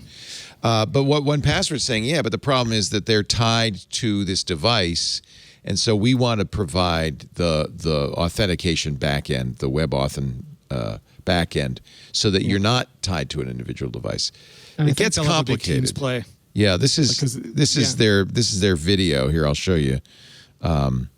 So let me turn on the audio. Oh, that's on. You save your credentials to 1Password. Now the audio is just music, so we don't care. So you still get the benefit of it, but you don't have to use a phone. In other words, you could authenticate without biometrics. I personally prefer to use biometrics. Yeah. I guess if 1Password says, well, you had to use biometrics to get into 1Password, that would be okay.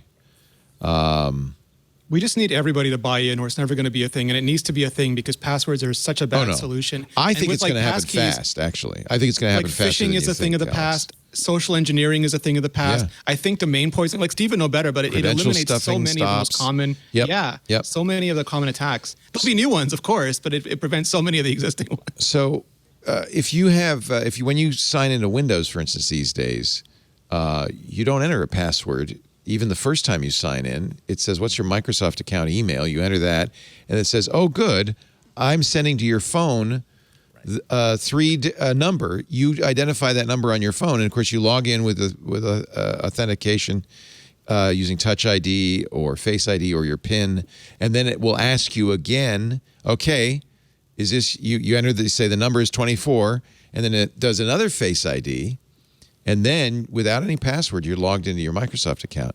So that's the kind of thing we'd see everywhere. Of course, the problem you worry about, and this is why they have to iron this out, is YouTube was doing that for a little while, where they would say, open up YouTube on your phone to log into an account that you haven't been in, and then the phone didn't work. So you'd hit the button, you'd hit the thing, and you couldn't. And then I literally, for a while, until they fixed it, there was like 2 weeks I couldn't get into one of my YouTube accounts. Right. Oh, I found out about that. Oh my gosh. What turns out YouTube, I think again, we might have mentioned this before, I apologize, but YouTube has two different authentication systems, one for sign-in, one for verification. The sign-in one was feature complete. The verification one was not. So where the sign-in one would say, pick a device, pick an authenticator, we'll text you a message, we'll give you multiple options. The verification one would only pick a random device that you may or may not have with you and say, please open that device. And everybody got locked out of YouTube every time they traveled. Yeah. Well, I had the device opened. I'm staring at it. The number pops up, and when I select it, nothing happens. And it was Mine just was an like iPhone 7. I sent back to Apple 3 years ago. Oh, that's not good. Yeah. So that's part of the reason why this has to be portable. That's why Apple wants to put it in the cloud, so it isn't exactly tied to your phone. So 1Password and LastPass are just saying, or if you don't want to use iCloud, you could use us as the store.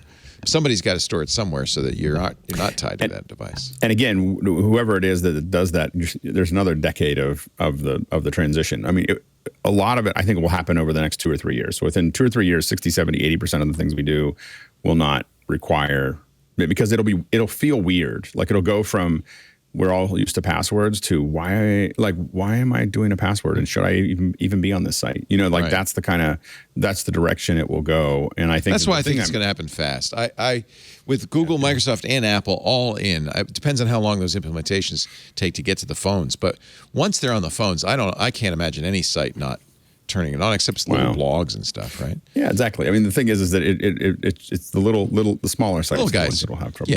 Yeah. I mean, our Twit community, our discourse forums support Squirrel. It wasn't so hard to do it. So, I certainly would be implementing that kind of thing as soon as I could. if it's it might depends not how hard it might take quite so long either, because if you're building a website and you're doing e-commerce on that site, you're probably not writing your own solution. Yeah, you are probably right. releasing a solution that's already been built, and you're probably going to select a solution that has the most up-to-date, easy to use thing. So WordPress will do it. That's 60% right there. You know, it's only going to take a few of the big guys to come along to make this really happen. I hope. You may be right, Alex, but I do hope it happens quick. And it's the same team at Apple that made you get a text message and it autofills it for you. It's that team. So as delighted as you are by that, I'm imagining we're going to be as delighted by that. Did they say? Go ahead, Al. That's always a great implication. I love a team that creates a feature because something annoyed the hell out of them personally, yes. and they realized that they had the power to make their phone do this thing. Those are the people who find great solutions to problems, and having them on the solutions for passwords is just do that thing. Be the most selfish team whatsoever. Do everything for your own benefit because it will benefit all of us. Did they say anything about tvOS in the subsequent? Yes, not in the keynote, but tvOS is getting a couple things that are interesting to like a minority of people. It's Samsung refuses to license Dolby Vision, so a lot of people with Samsung TVs have been really upset that they couldn't get the same quality of experience. So now they're going to support HDR 10 plus, Yay. which is not exactly the same thing, but it's better than HDR 10. So I'm super happy because the new Samsung QD OLEDs are fantastic TVs, and everyone was waiting for like I forget the Sharp or some other version to come out instead. But now that works, and they fixed a lot of little things along the way, like things that were not quite audio cinemaphile perfect. They did a lot of work. I needed a new Apple TV, and I waited till after WWDC to buy it, just in case. But I did buy, and it's for an HD TV, so I didn't get the 4K version. I just got the HD, and it's on sale right now, which concerned me. But I needed it, and for the gym, because we didn't have our Apple TV failed.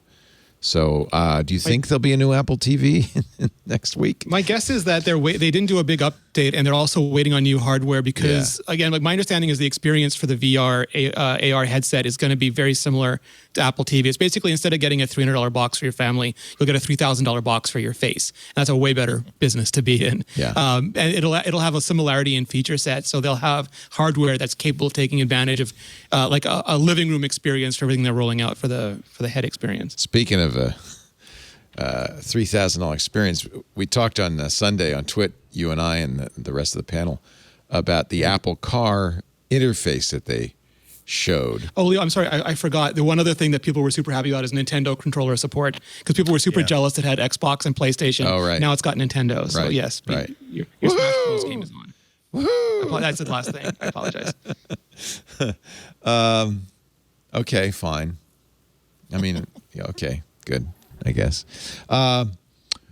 That display that they showed, which obviously no car maker is going to implement, what do you think Apple intended? I don't know if it's no car maker. Like I think that if you're in a commoditized section of a group of cars, and you want to stand out, and you're in the middle of the pack or the bottom of the pack, Apple probably won't. If you're the bottom of the pack, they probably won't want to do something with you, but maybe. But if you're in the middle of the pack and trying to move up a position or two, the idea, unless you're really good at your industrial design, you may say, hey, I'm going to put this in. I'm going to take advantage of the fact that Apple's going to talk about me. People are going to, I have to say that after looking at that interface, that's what I want. I got back in my car and I was like, well, this is bad. Yeah. And it kind of ruins it kind of as an Apple user. Because the thing is, I think that there is a value to Apple users who want their entire environment to be what it is.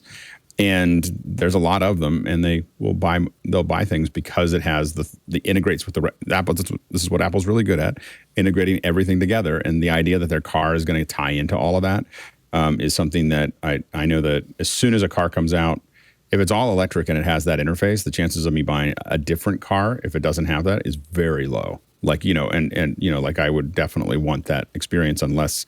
It would have to be really. The issue is it would have to be really far behind. But if it's neck and neck, which for me, most cars are neck and neck. There's 3 or 4 different kinds of cars, in my eyes.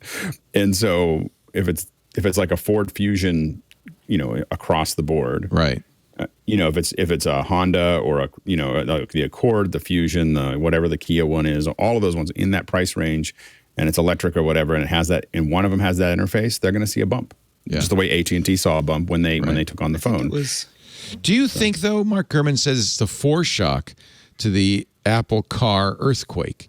Do you think that's... I think there was something that was missing, though, in a lot of the analysis, because some people went and asked the car companies if they're going to do it, and they wouldn't say anything. But, like, would you expect them to Osborne their current cars and CarPlay solutions? No. Well, yeah, but nobody's going to wait a year or two. Deployment yeah, nobody's going to wait 3 years if they need a car today. I don't. But the interesting stat was that Apple said, like, and as far as I know, this is true because a bunch of us checked. Like 69 or 79% of people who are going to buy a new car, not a used car, but a new car, want CarPlay on it, and that means 79% of new car customers are iPhone users. And that gives Apple an incredible amount of leverage because outside the EV makers who are software first companies, these companies don't have any idea how to do software, and they're increasingly not wanting to put up with the pain of doing software. And if Apple can come in and give them something that makes their cars more marketable to a very large affluent segment of the economy, I think we're going to be surprised at how many of these start shipping in the next 3 to 4 years. So you don't think this is Apple's kind of way of wink, wink, nudge, nudge, and wait till you see a car that we make? I think the car's it's still a both. It's long like- way away. No. Yeah, this is the rocker before the iPhone. I do think this is to answer your question, I think that this is a way for Apple to start making some money or some juice off of the research that they're putting into the car program, given that what they're going to do with this is probably still very much up in the air. If the revolving door in front of that lab of people entering the team and leaving the team is anything to go by. I've been looking at that.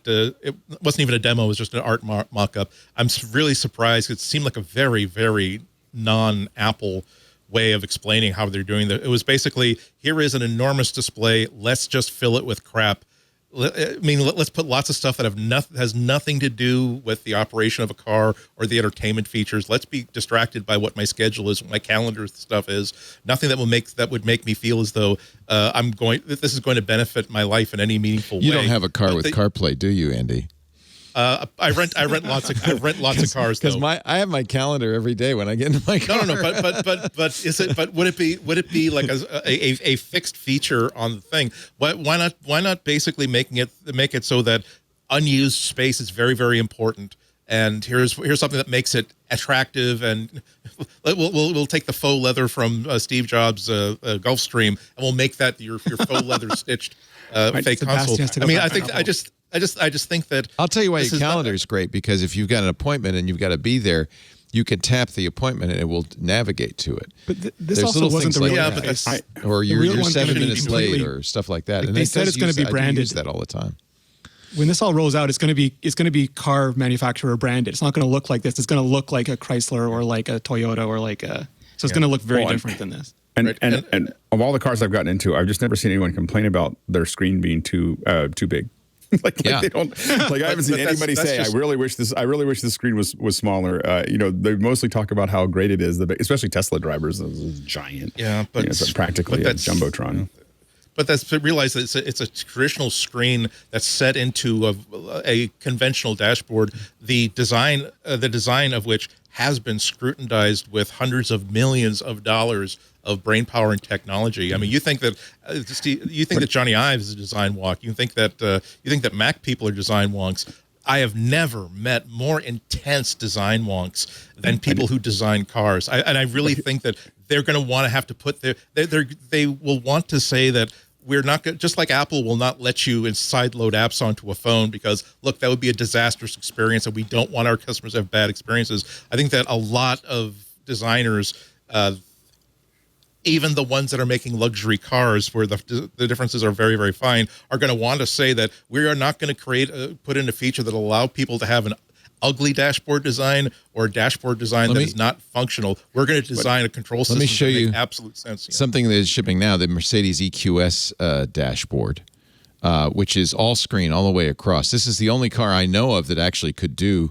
I mean, there are 3 different screens, but they could do it. And even then, I look at that, I go, it's okay. Yeah. Like the worst part is that as soon as I saw the Apple one, I was like, I don't want to buy another car until that's available. And I literally look at every car I sit in now, going, wow, that dashboard stinks. And it literally just seeing Apple put that up had me immediately start having Well, an that's what I was adversarial wondering. Is this their relationship way with of every- saying, It'll be- wait till we do a car, you're going to love it? It'll be BMW first, though, right? Like we all know it's going to be BMW, and They partners seem to like have that the will they roll seem out to have the first year. partnership. Yeah. Yeah. Speaking of personal preferences, though, if that becomes like the norm for car design, they had better put so many controls on the steering wheel, like a I agree. F1 racing wheel. But that's not what the thing Tesla's is, doing. That's not what glass, Tesla's doing. Glass doesn't give you feedback, and when you're trying I to, agree. all you want to do is that you are freezing, you're boiling up in this car. Rent a Model You want 3 to next increase time. the- Yeah. Yeah. Because I mean, Model 3, unless they've you- taken all those controls out. It's all But you on can the play screen. Galaga. I mean, you can play Galaga. What else do you need? I think it's a big mistake. I agree with you. You need some physical controls. And you get a yoke. Not a But steering remember, I think with an Apple car and what Apple's looking at down the road is a driverless vehicle, right? Yeah. So the only thing I'd caution you on, Leo, is that the team that made CarPlay, I don't know if it's changed, but it was the Springboard team. It wasn't the special projects group that does Titan. This looks so there like may be Springboard. like philosophical. Yeah. There might be philosophical similarities, but I wouldn't think that this is actual Project Titan tech that's leaking Is out. this through CarPlay. Sam said that this is using projection, that this isn't a car OS. Android has a car. Google has a car OS. Yes, it's not an embedded system. This which is not what not- Titan would be. This okay. is basically a handshake. So you come in your iPhone, Just like CarPlay communicates is today. It's a projector. Yeah, the car has its own embedded system, like whether it's QNX or embedded Android or embedded Linux or whatever. It negotiates with your iPhone and says, we've identified it, you have these capabilities, and then it takes the iPhone's input and creates the CarPlay experience, and then it communicates back and forth to maintain it. I have to say, I have it, and I love it. I would never buy a car without it. So Apple's won me over.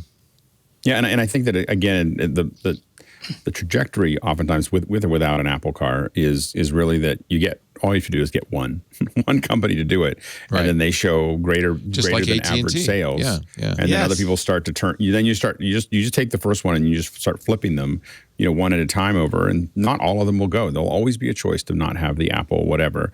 But the question is but I think it could grow to, a reasonable percentage over a decade. Of time. It's not like it's going to happen, immediately. And what's really interesting for Apple is they're getting to eat their cake and have their cake and eat it too. They might provide something for the cars, and at the same time they have a car. But I don't think these two initiatives have to be connected to each other at all. Like one is just making it available for all the cars, and the other one is trying to figure out if they want to build a car. Let me take a little break here. We have more to talk about. Sorry, Andy. I'll get you first when we come back. It's like Jeopardy. You'll start with Double Jeopardy when we return. How about that? Okay. Perfect. Try back. I've heard that. I've heard that phrase in the context of my future before. Our show today brought to you by Melissa. If you're in business, those customer lists are so vital. They're so important. But you also probably know they are rotting away on those hard drives right now because people move, names change, email addresses change, and poor data quality can cost you a lot, an average of $15 million a year. That's a lot of money.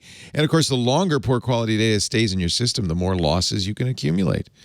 So to make your business success continue, you got to keep your customer information up to date, and that's why you need Melissa, a leading provider of global data quality and address management solutions. It's also good for customer service, right? If you're on the line with a customer who's upset already and you say, oh, and you live in Miami, right? And they say, no, I live in Illinois. They're not going to be happy. They're going to really doubt your credibility. So it's important to have this information accurate. Melissa's cloud-based data cleaning and enrichment tool is easy to use. You can upload a file, a CSV file, an Excel file into the first tab. You copy and paste your data, your CSV file into the second tab. You select a data quality service. You click Next. You map the input fields. You say, yeah, that's the name, that's the address. Select the output fields, the data to append, and process your list. Very easy. This is their cloud-based solution. They, of course, also have on-prem if you prefer that. They even have apps. They have the Lookups app on iOS and Android, which lets you search names, addresses, and more right there in the phone. You can get batch address cleaning, which will process an entire address list for accuracy and completeness.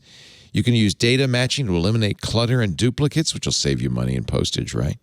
Name verification, which actually is really important these days for security. If nothing else, parse and standardize first and last names for personalization. Melissa can do so much with this data. You can analyze your data to improve quality over time. You can verify up to 95% of bad email addresses right from the database. And of course, your data is absolutely secure with Melissa. They continually undergo independent security audits because they're committed to data security, privacy, and compliance. They're SOC 2, HIPAA, GDPR compliant. I'm sure that'll help. That reassures you, right? Melissa is an experienced, independent company that has 37 years of data quality expertise. They've been doing this a long time. More than 10,000 businesses know Melissa as the address experts.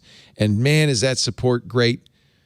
If you sign up for a service level agreement, 24/7 world-famous support from their global support center. So make sure your customer contact data is up to date. Get started today with 1,000 records cleaned for free. Melissa.com/twit. Melissa.com/twit. We thank them so much for their support of MacBreak Weekly. And you support us, by the way. It's really important when you use that special address because that way they know you saw it here. Melissa.com/twit. I want to thank our supporters in Club Twit who have really helped us dramatically during the ups and downs. Now that my Bitcoin wallet is worth a third of what it was worth before, we need you. So that's a joke, obviously, because the Bitcoin wallet is inaccessible. But we do try to make it worthwhile. $7 a month to join Club Twit. There's an annual fee as well if you want to do it that way, annual subscription. There's also corporate subscriptions. You get ad-free versions of all the shows. So because you're giving us money, $7 a month, which is not much, we don't need to play ads for you. You also get a new feed, the Twit Plus feed with all sorts of bonus content. And my favorite benefit, maybe because I'm active in there and I love it, is the Discord. We have a special members-only Discord. Because it's members only, it's a great place to hang, a great socialization area. You don't have to just talk about the shows, by the way. We have everything also is in there, from cryptocurrency to travel to photography. So that, and by the way, our book club's coming up Thursday. I'm going to host that with Ant, and I think John's going to join us because John and I are loving Neil Stephenson's latest. It's called Termination Shock. So Stacey Higginbotham's book club is at 9 a.m. If you're a club member, we'll give we actually have a Zoom address you can go to. And then that way you can participate in it. Fireside chat for members hosted by Ant coming up in July 7th. And a certain Alex Lindsay is going to be doing an Ask Me Anything on July 14th. We're doing a lot of events. We are announcing a new show very soon. I think you'll be very excited about. Really going to be something I think a lot of people will want. We're going to use Club Twit to start up shows with that don't have enough listeners to do advertising support. And I think we're going to end up doing a lot more of that. That's how This Week in Space started. Of course, now they have advertising support. So we really appreciate your contribution. Club Twit, thank you in advance. Go to twit.tv/Club Twit. Let's see here. What else have we to talk about?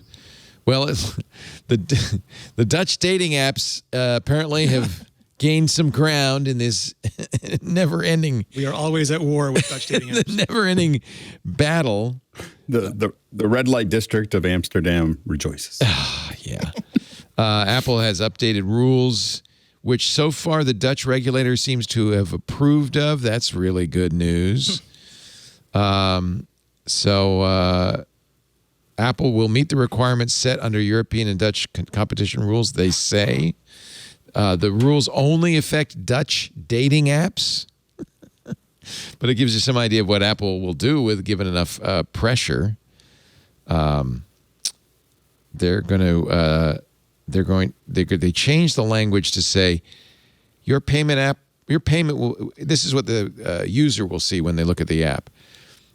Your payment will be managed by the developer. You'll no longer be transacting with Apple. All purchases will be processed by a service provider selected by the developer. The developer will be responsible for the payment methods and related features such as subscriptions and funds, App Store features such as your stored App Store payment method, subscription management, and refund requests will not be available. See, that's the best part of the App Store is I can cancel subscriptions. I love that. Before they would see buttons that say continue or cancel. Now they say, I understand. However you say that in Dutch. They won't have to choose between a third-party in-app payment or an external payment link. They can use both if they want. They'll also be able to show how much something will cost. Apple used to have a rule saying the link to the external payment could not include the price of the items available on the website. In other words, it's 30% less or whatever. Actually, it won't be that much. 3% less. Anyway, we kid, but this is one of the areas of Apple's business that I've always thought was overdue for revolution.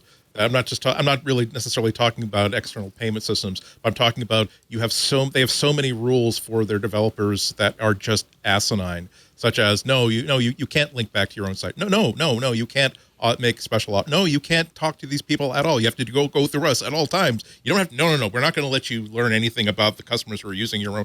There are a lot of stuff that is just, again, when you've never launched an app store before and you don't know how well this is going to turn out, and you're just talking about things that maybe would be good for you and good for the app store in a boardroom, that's one thing. But after we have so much experience that these all just seemed, somebody in the chat room arbitrary and silly. Says that I don't know how true this is, but in the Netherlands, women are much more likely to ask you out.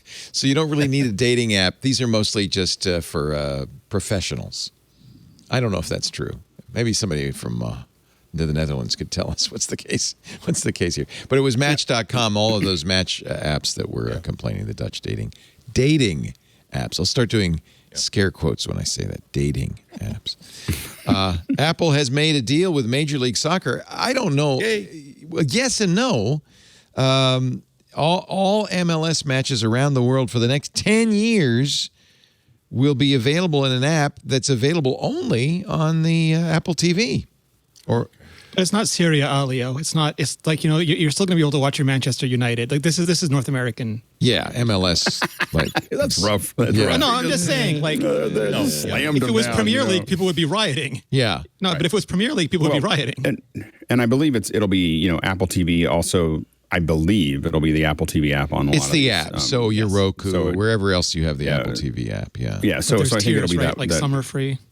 But it is an app within the app, right? So it's like having a Netflix app. It'll be an MLS app inside your Apple TV app. Yeah. Is that how it works? If you have an Apple TV app? I don't know. I don't use those. So I don't let my TV connect to my.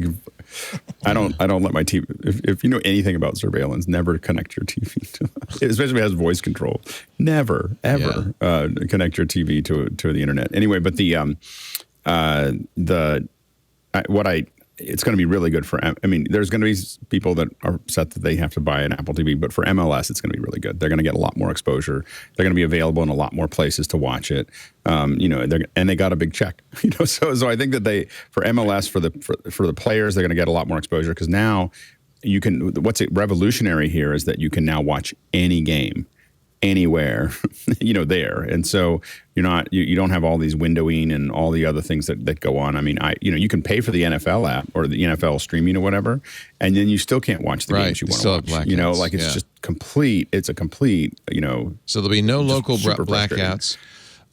There will be, if you're an Apple TV Plus subscriber, you will get a certain number of free MLS and League Cup matches, which is nice. So that's going to help promote, I think, soccer in the U.S.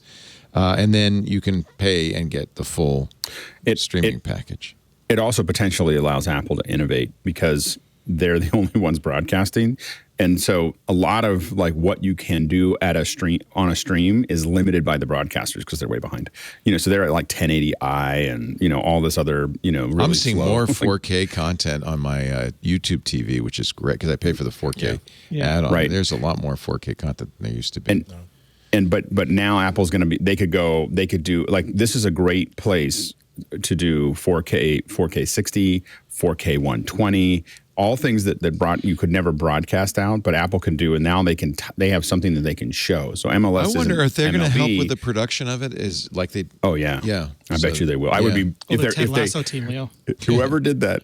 If they don't do it, whoever decided that should not be at Apple anymore. I mean, because this is the huge lab for them to be able to take MLS and make it point. So that this is they don't have to deal with anybody else. They don't have to work on trying to make it compatible with other devices.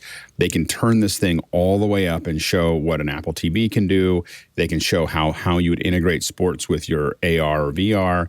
They can show how to tie it into the phone. So it's a huge sales card, and it's great for MLS because they're going to look better than everybody else. I mean, because if Apple's smart, they're just going to dump a ton of money into this as an R&D to make it a showcase to then talk to MLB and NFL and well, we've already. I think we've talked about the USFL and what they're doing. Their video production is very interesting, using drones. And it's Eddie's name on the press release. It's not one of the TV people. Yeah, it's Eddie Q. Like Eddie's like super excited. Yeah. So the I'm reading from the press release. The MLS live and on-demand content from the Apple TV app will be available to anyone with internet access across all devices where the app can be found: iPhone, iPad, Mac, Apple Everything but TV Android, 4K, basically. Apple TV HD, Samsung, LG, Panasonic, Sony, TCL, Vizio, and other smart TVs, Amazon Fire TV, Roku devices, PlayStation, Xbox gaming consoles, Chromecast with Google TV, Comcast Xfinity, and in the browser at tv.apple.com.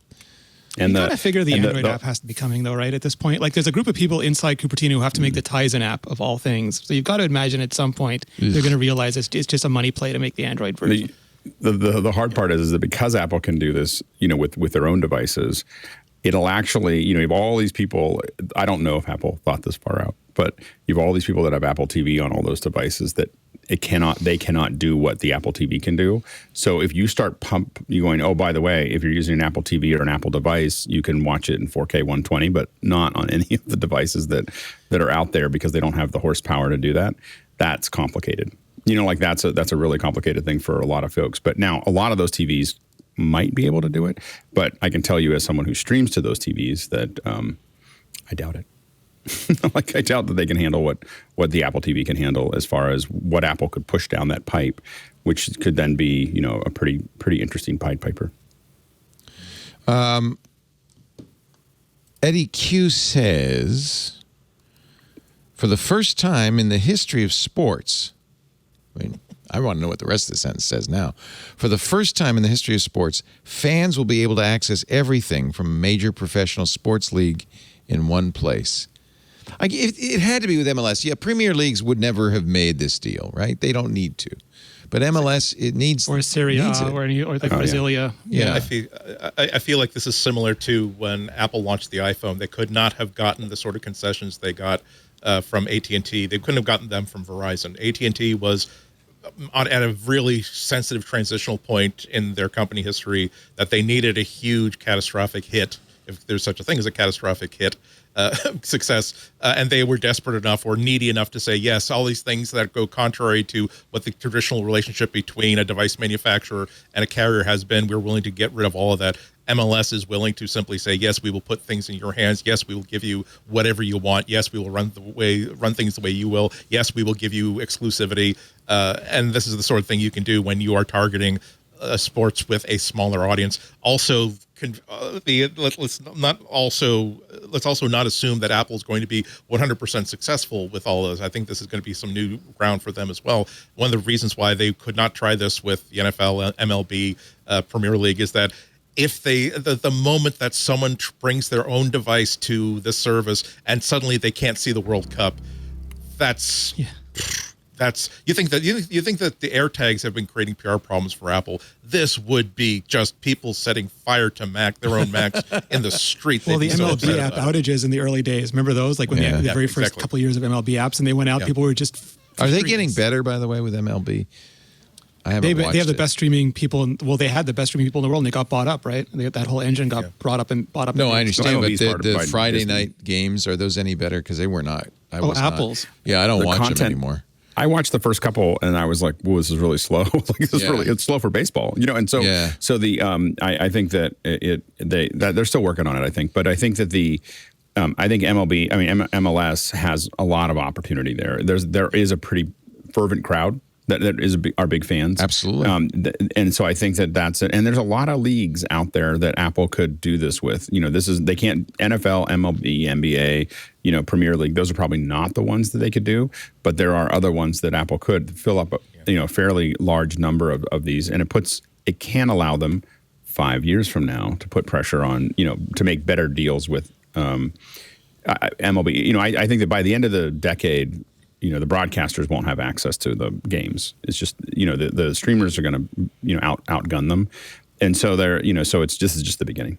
If you wanted to watch tonight's Seattle Sounders versus the Vancouver Whitecaps game, you'd have to subscribe to ESPN Plus, and blackout restrictions may apply, and access requirements may vary by streaming service. It's not a good experience right now. I mean, I wanted to watch every Steeler game, and I had to sign up in India and then get a VPN, so that I could watch every Steeler game, because they were some were blacked out in Europe and some were blacked out in the United States, and so I finally figured out that if I get Vanish, whatever IP or whatever, I could just watch it streaming to me from Mumbai as I VPN into a server. It's the only way I could watch. Does it have Does it have the same announcers? The American announcers? Yeah, it's a regular game. I'd actually prefer it if they had the Indian announcers. I know, that would be really fun. I think it'd be great. I'm trying to figure out what game this is this. Doesn't look like cricket at all. That would be great. Starts dancing.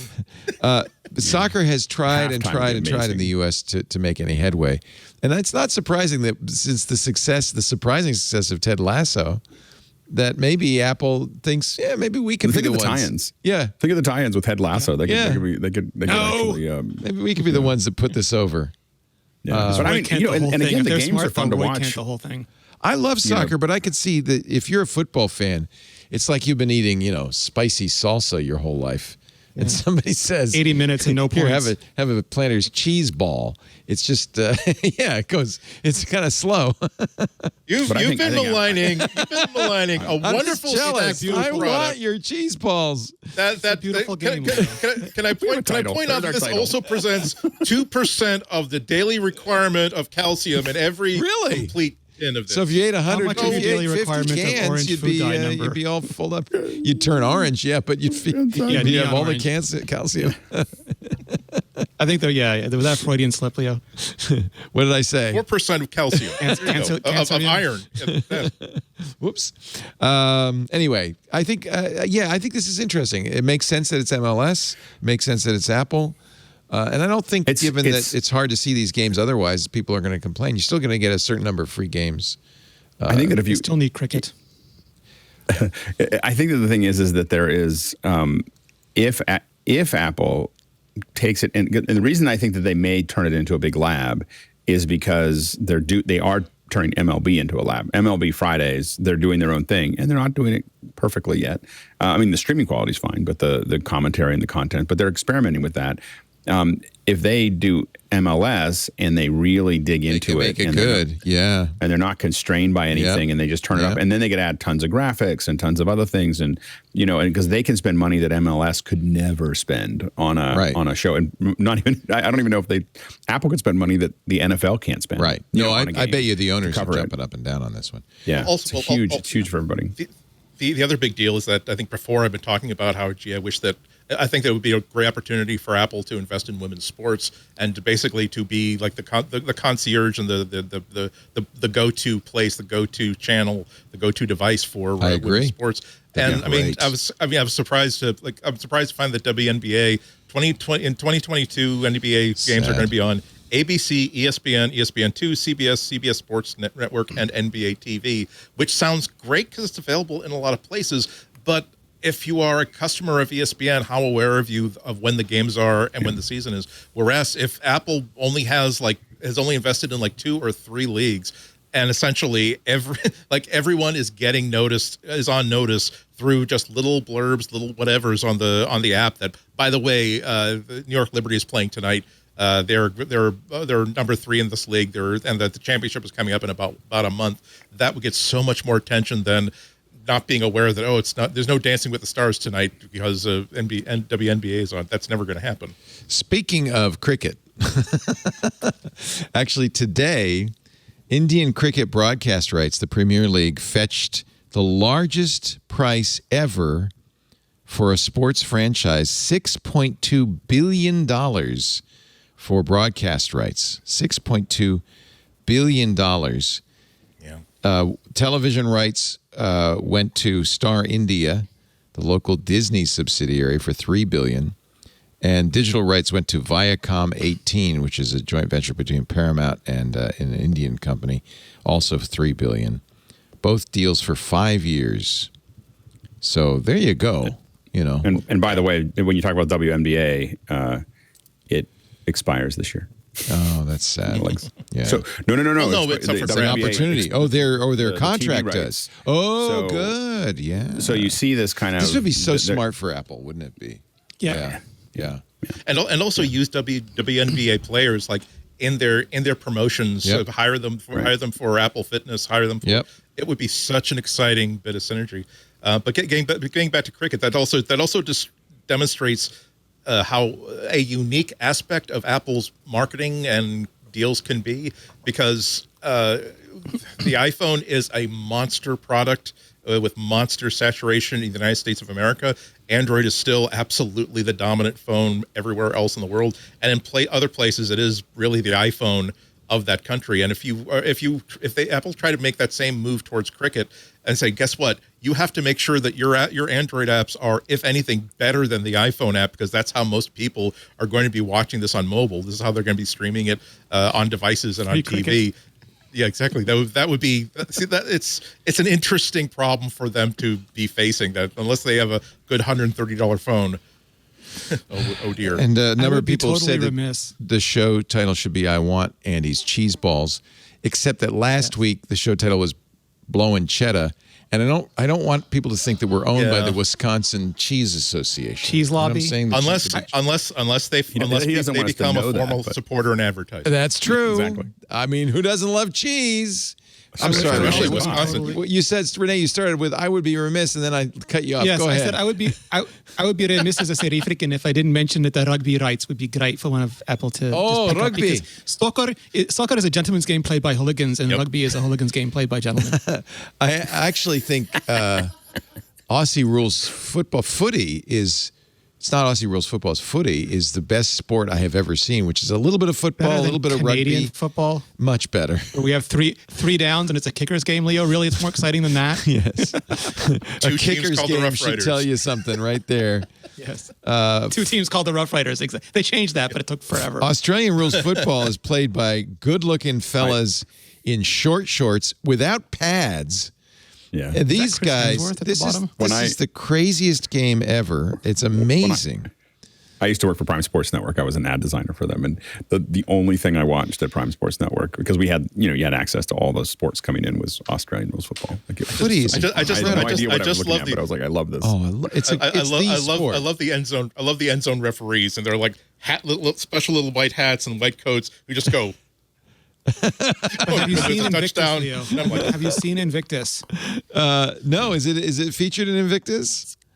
Invictus is different rugby. rugby, It's the game between New Zealand the and South Invictus. Africa in South Africa. Oh. Yeah, with Jonah Lamo, who could basically run over people. I've never seen an athlete who could, except for Michael Jordan, who could jump over people. Jonah Lamo could just run over people. It was amazing, and it was right after. I'm pretty sure his Nelson son was Mandela on became YouTube. president. Have you seen the? By the way, kid here's played- the No. gesture Andy was talking about when they score a goal. Watch this. Watch this. You the man. It's just like a little point or something. I don't understand. I really like the pre-show. The pre-show for in New Zealand is the pre-game Yeah, for New Renee- Zealand is pretty. I got to say, Renee is absolutely right about rugby, because it's like one of my favorite clips I've ever seen, or memes I've seen on the internet ever, is comparing like Premier League soccer with like college league rugby, because there's a clip of someone like running by a soccer player, and the soccer player waiting a second, then throwing himself to the ground like, oh my knee. Then immediately after a women's collegiate rugby of basically a woman just getting nutted, Pasted.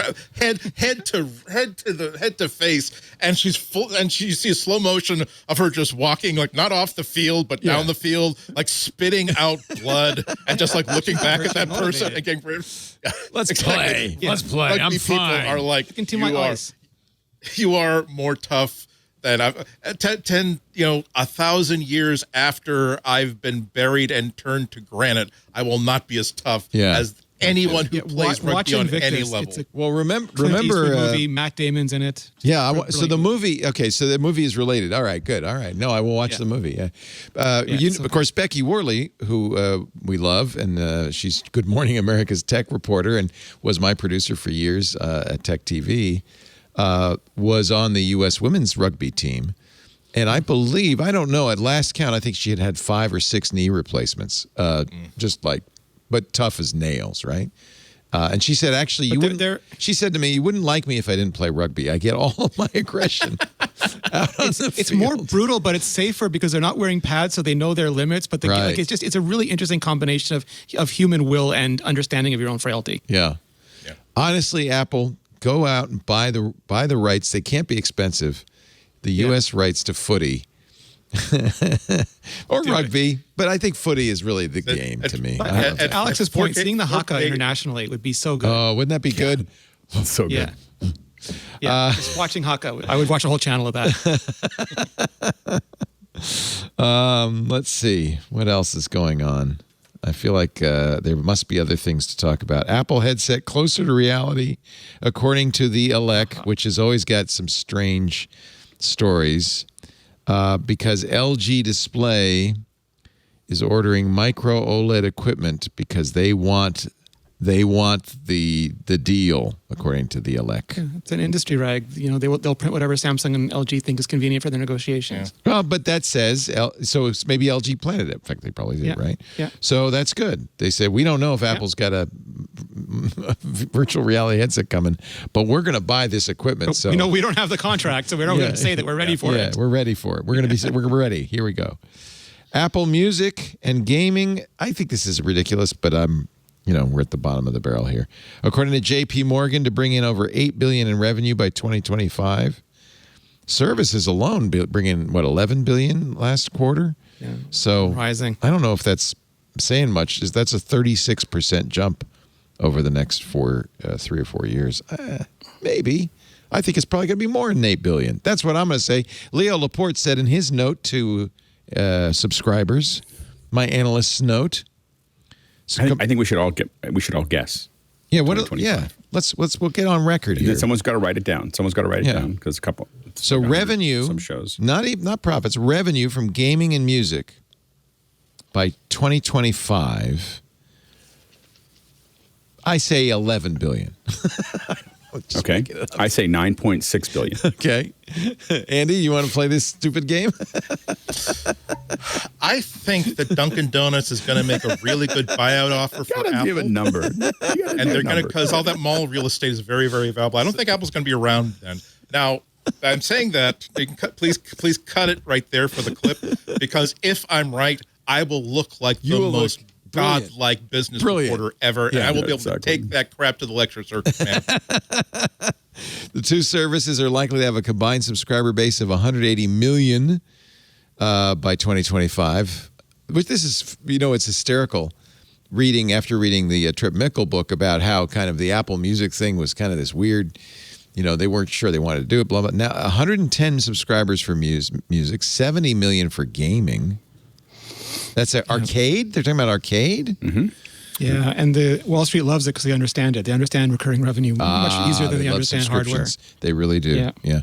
They love it for a reason. Because it's really a good business model. Yeah, it's recurring revenue. Yeah, it's recurring revenue. And the loss is pretty low. I mean, previously they had like the gambler's paradox, where it's like, okay, Apple had a hit with the iPhone, but they'll never have another one. Oh, okay, fine, the iPad too. That just makes it even less likely they'll have another. Okay, fine, Apple Watch. Mm-hmm. Okay, AirPods, but they're never going to have another one. You can't convince me otherwise.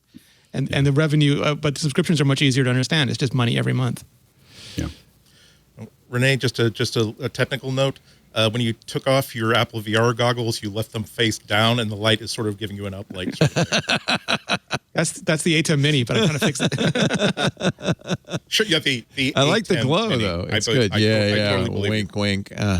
It's that 14.1-inch iPad that's really blasting him. No, it's not high definition enough. Yeah. Damn, he's really not easy to fool. He really is. Although the iPad did you see that? The iPad got high definition scale, or not, but high density scaling. So now you can, I thought that was it. Tell me what that means.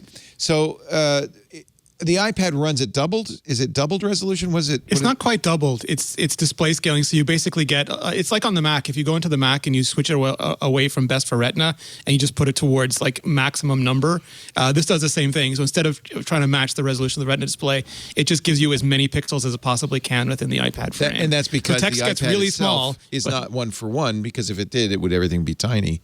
So they do not quite doubling, which is weird. You would think that they would want to, for scaling reasons, they'd want to be on a multiple. It would be so small, though, Leo. It would be like the interfaces would be so small. No, but this is interesting. So if you got 4 windows open, you got Stage Manager running, and it's small, you got room for it. That's the thing. That's always the thing. When I look at Stage Manager, that's a big chunk of the real estate. Yeah. I mean, I'm saying, you sure you want it? Because maybe you got saved. Sorry. Yeah. But it would also be super interesting if you are running like 3 or 4 virtualized systems all from that same screen. That's which is true. something I've seen. A lot of people have the beta are now using it for virtualization of, and they're loving Stage Manager, how it allows them to keep them on top of, basically use 3 different operating systems on the iPad. And you just tap the window you want, and it zooms to the doubled size and then zooms back out to the small size. Renee, are you running the developer betas of any of this stuff? Yes, I put them all on my main devices, like I tell everybody not to do. Crazy man. Otherwise, I wouldn't use. But otherwise, I would not use them enough, and then I wouldn't feel like my opinions were valid. I don't want to report too much on people who, there are reviews and stuff, but this is very early days. This isn't even the public beta. Technically, you're not allowed. So, I respect NDAs from Apple, because I feel like if I break my word, like if people think it's an excuse to break NDAs with Apple, then why would any developer trust me? And they explicitly say you shouldn't be sharing screenshots, or like it's a beta, it's going to be buggy, like it's not the final experience. Craig said that too, that a lot of things are still coming as we get towards June. So I always wait for the public beta, which has a very different policy applied to it. And even then, it's like this isn't my review. This is just like my experience using it so far. So I'm very careful to differentiate that kind of stuff. So Apple Insider had, Apple's macOS Ventura beta review. Great new features, but some concerns. I read it, but I read it with a huge grain of salt, because this, of course, it's not done. It's like reviewing the rough cut of a movie. Yeah. Which, okay, but doesn't. Yeah. I mean, I saw people on social media complain about, oh my God, I've had the beta and it's run so slowly on my iPad. And it's like, it is wired up for so many things it's not going to be doing when it finally gets released. It's running debug code. They're not supposed to be writing this article, and they're not supposed to share these screenshots. They're violating their NDA to do that.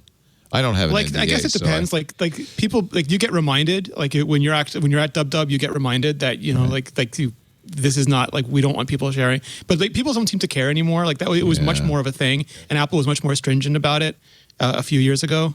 There's so much competition to be first to. Good on you for not falling. I don't have to be first, Leo. I realized that a while ago. Yeah. I don't have to cover all this stuff. I can be very selective. I'm just amazed at the idea that, look, I promised not to do this thing, but that doesn't matter. I'm going to do this thing anyway. You have the option of not promising, not signing the NDA, not taking the software, not taking the advanced hardware. It's just that simple. Yeah. Anyway. Well, I'll run exhausting. You feel like you're desperate to get everything up 3 minutes before it goes live, and it's just I couldn't live like that. It'll kill you. Yeah. That's game. Give you a heart attack.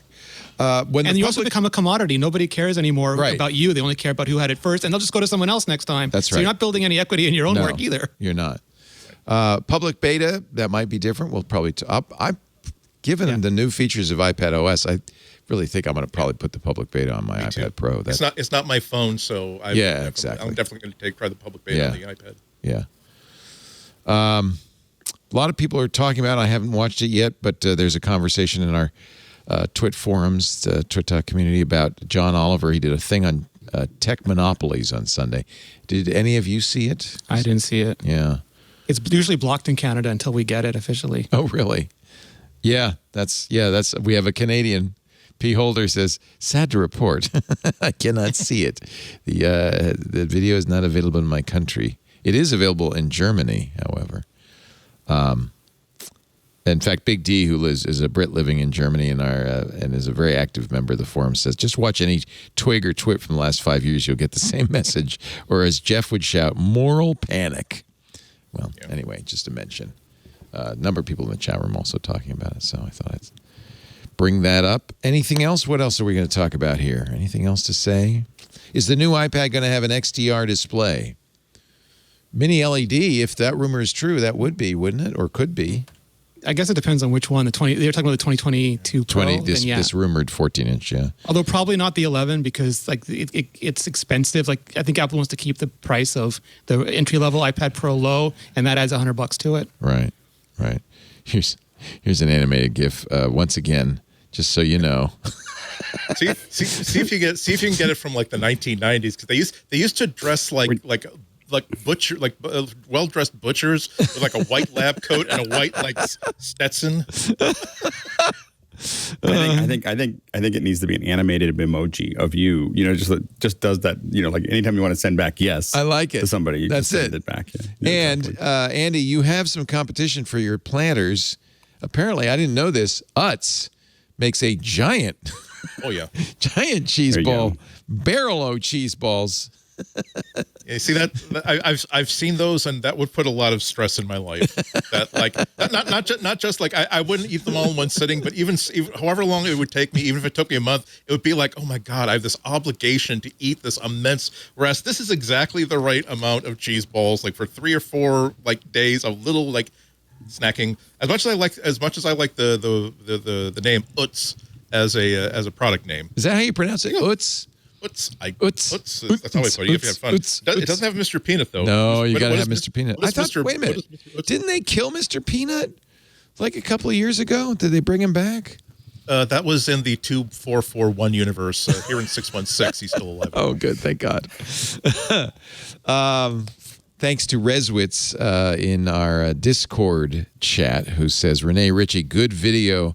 The M2 info, he really enjoyed it. Oh, so thank you. Thank you for that. You've been doing a great job at youtube.com/Renee Ritchie. Our picks of the week coming up next, but first a word from New Relic. If you're that person, you know, the one who's responsible, if the apps go down or the server goes down or the cloud goes down, you probably received that middle of the night phone call. You're fast asleep, the phone rings, and suddenly something's broken. And then it's all on you to fix it. Your mind's racing. What could be wrong? Is it the back end? Is it the front end? Is it global? Is it the server? I hope I'm not giving you palpitations. You got your whole team scrambling, going from tool to tool, messaging each other. Do you see it? I don't see it. Do you see it? Do you have slow running queries?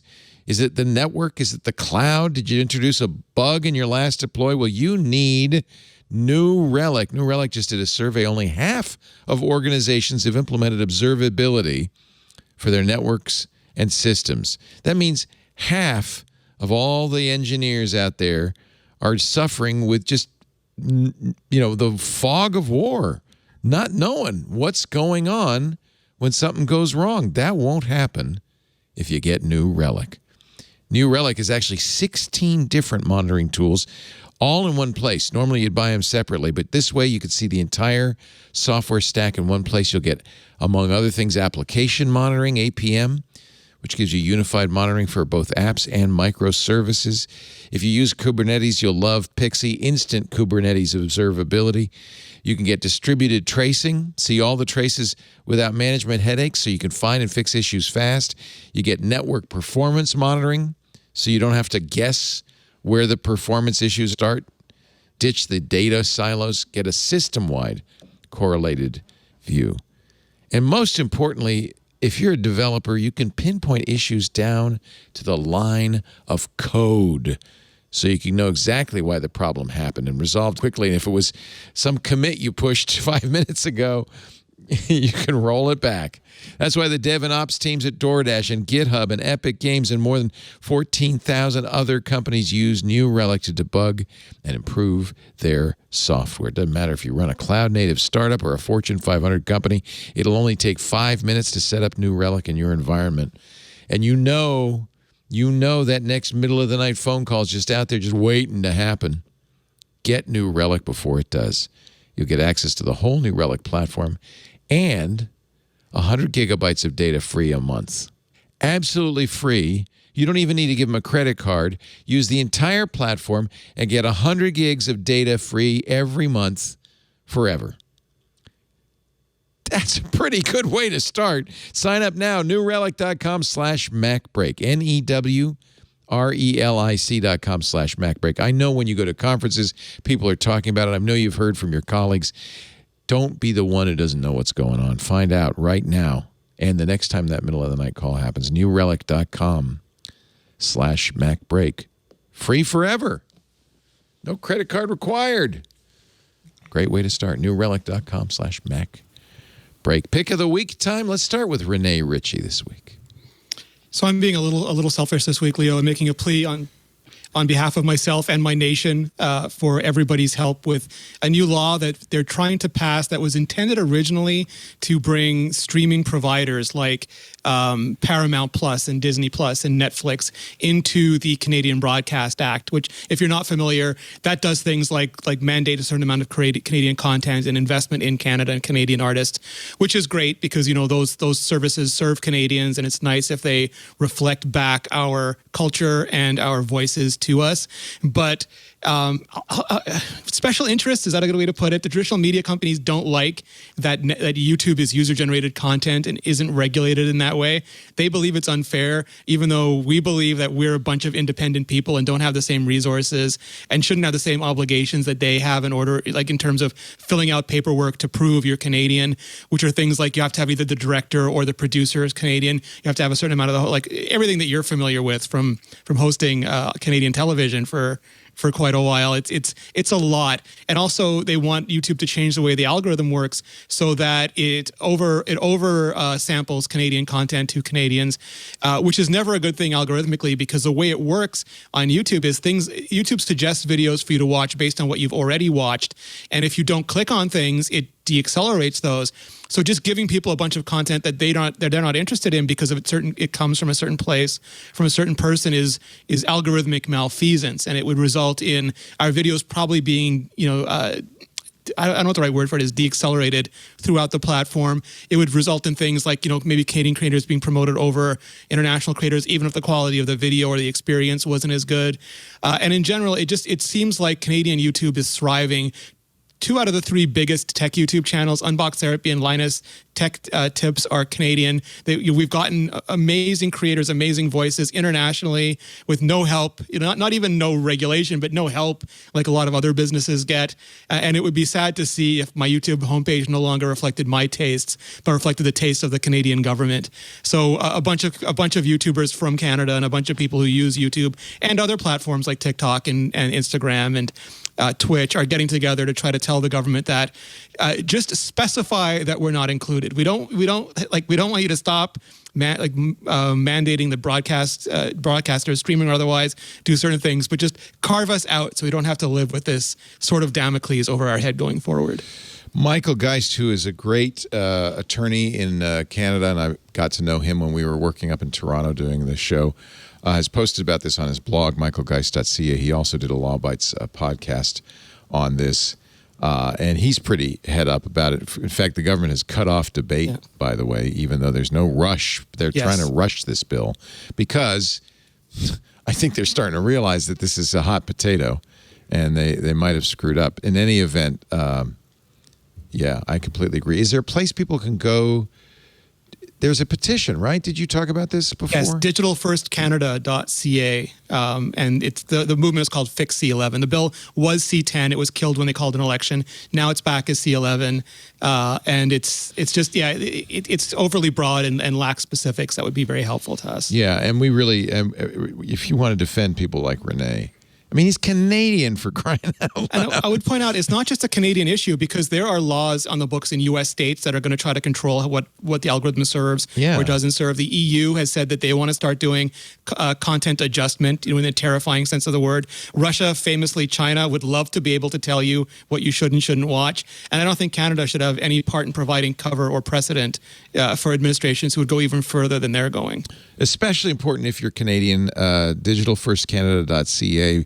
You can send a letter. They have a proposed text that you can copy if you want to fix C11. I probably doesn't make any difference if I write to Ottawa, but I don't know. They grew up watching you on Tech TV, Leo. Maybe I should say. Yeah, I was happy to do Canadian content as the only American. I think you need to do a special PSA, Leo, and put it up there. There's all those call All right. for help folks that are. There is a lab with Leo. letter you can send as a concerned global citizen in here at Digital First Canada. So maybe I should do that. Yeah. Do a little PSA. Save YouTube, right? And I'll just add that it's not about politics because we've had every single government imaginable over the last 30 years and none of them fixed the CRTC. All of them are happy to take lobbyist money. And the thing they argue with most is each other. So don't worry about the politics at all. Just think about the YouTube that you want to have and how you can best protect it. You're not against the notion of Canadian content, are you?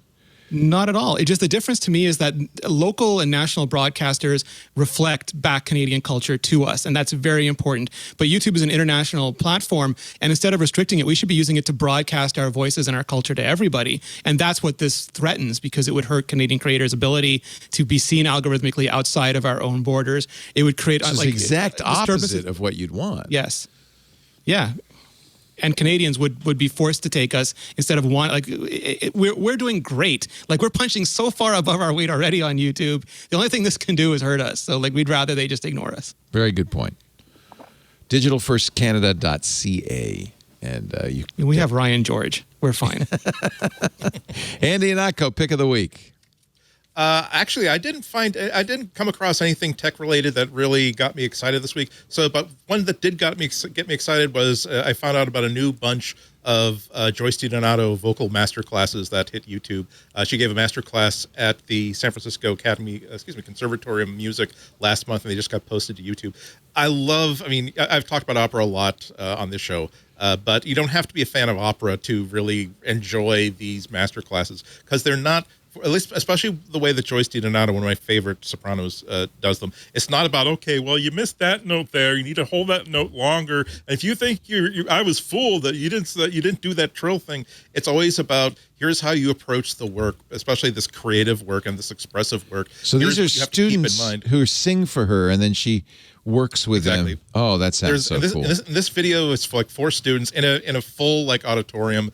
And it's treated like a classroom, not as a critique and not as an audition. So they sing an aria, and then she has notes, and she talks things out with them, and maybe they'll redo a few parts, incorporating some of the things that she suggested that they think about or observe. And like I said, it's not technical stuff about you. Sure, it's rarely about, oh, well, you should be, your neck should be like this, and you're not really. It's more like things like, okay, well, in this part of the aria, you basically made this gesture here. But you should understand that, this character, he doesn't have time to make these broad swinging gestures because of the situation there. And the thing, it's always so inspirational to me because consistently, and there are hours and hours and hours of her master classes at the Carnegie Hall and elsewhere, and they're always about one of the common themes is just that.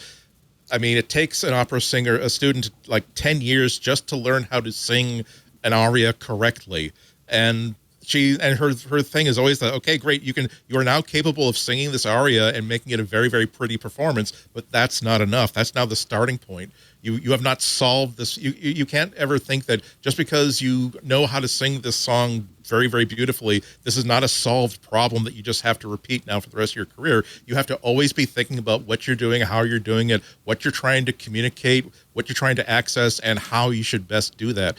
And there's so many times where if I'm having a crap week of writing or creating or something, I will put on, I have a playlist of 100 of these things, and I will put on one of these things, and it will basically energize me to go back to my work, find out what I need to do, find out what I'm not doing, and find a new level that might be there that's worth seeking out. It's very, very interesting. And of course, it's just, you're amazed that these aren't professionals, these are just students, and they're singing oh my God.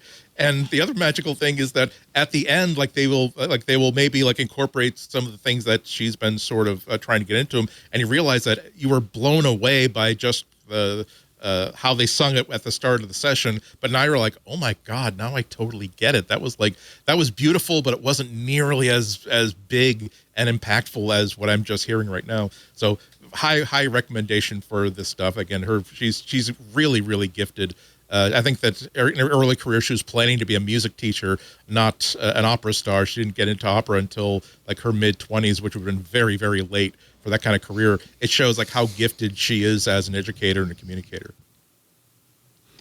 And as an additional point of interest, her accompanist is apparently using the new 14.1-inch iPad to play his music. I don't know what is that his there, but a big old tablet. Yeah. Big old tablet. I don't know what that is. Yeah. Very good. I'll watch this. That sounds really interesting. Thank you, Andy. Mr. Alex Lindsay wraps it up with his pick of the week. So a lot of us have a lot of cameras, or some of us have a lot of cameras. And one of the big problems that you end up with these cameras is the wiring. So you have the power, you have the HDMI or SDI, you have possibly audio going in. And how do you keep all of those kind of wrangled without too much stress on the connections, without making those things work? That's always a big challenge. We use gaff tape, we use Velcro ties, we use zip ties, we use all kinds of things to attach those. And we ran into one at Cinegear. Literally hadn't seen it before, and it's this little thing here called a sprig. And so this company's called Sprig. And basically, this little thing goes right into our cage. I can't believe somebody made a company out of this. So here's what this looked like. I couldn't believe it either. This little 10-foot booth. It is so great, though. So these are just me playing with this. I literally just got them. We saw it on Saturday, and it arrived yesterday. I was like, I'm buying bags of these. So this is kind of routing, around one of my cameras. So now I have this is in place. This isn't going to get pulled off by this getting pulled here. And I can get it to route exactly the way I want around that camera. Now, a lot of us have it works because a lot of us have these cages. So we have cages, but you can also put it. It's just a 1/4-20. So any part of your camera that has a 1/4-20 input, the little place that you put it on the tripod, and a lot of these newer cameras have a couple of those wrapped around it. You can drop one of these sprigs and start to really manage have some more cable management with it. And they're cheap. I mean, they're like, I don't know, $8 or $10 for 6 of them. It's not particularly expensive. You can buy them on Amazon. And for those of us who have dealt with this for, in my case, decades, it's kind of life-changing. it's like you can't believe they did it, but it is. But you're just like, oh, I cannot believe I didn't have something like this to make it work. So if you're not dealing with lots of cameras with lots of wires, it's probably not as exciting. But I know there's some people watching this now that'll be like, oh no, they're all running to Amazon. We should run right now because they'll be sold out now. So anyway, it's a great product. And somebody's a gaffer if he has the sprig holder on his keychain. Right, exactly. Because you never know when you're going to. You never know when you need a sprig. Let's put a sprig in there. Yeah, exactly. So that's my pick. I'm always amazed at what people come up with. It was like something that I didn't know was missing until I saw it, and then it was missing a lot. Now, did you get the new glow in the dark color? Because that would be kind of fun. I did not get them. I guess they're $18. I didn't know how much it was. It didn't matter. I was like, well, funnily enough, the glow in the dark is $1 less. It's only $17. Yeah, it's cheaper evidently to make for it glow in the dark. Pack, so it's maybe. Yeah, but they're anyway, for those of us who do this a lot, I have a feeling I'm going to end up with bags and bags and bags of them. The other thing I was going to mention that I just got really obsessed with over the last couple of days is 2-minute paper. It's on YouTube. I don't know if you've seen 2-minute paper. I will warn you that if you're concerned about our AI overlords, this is not the site to watch.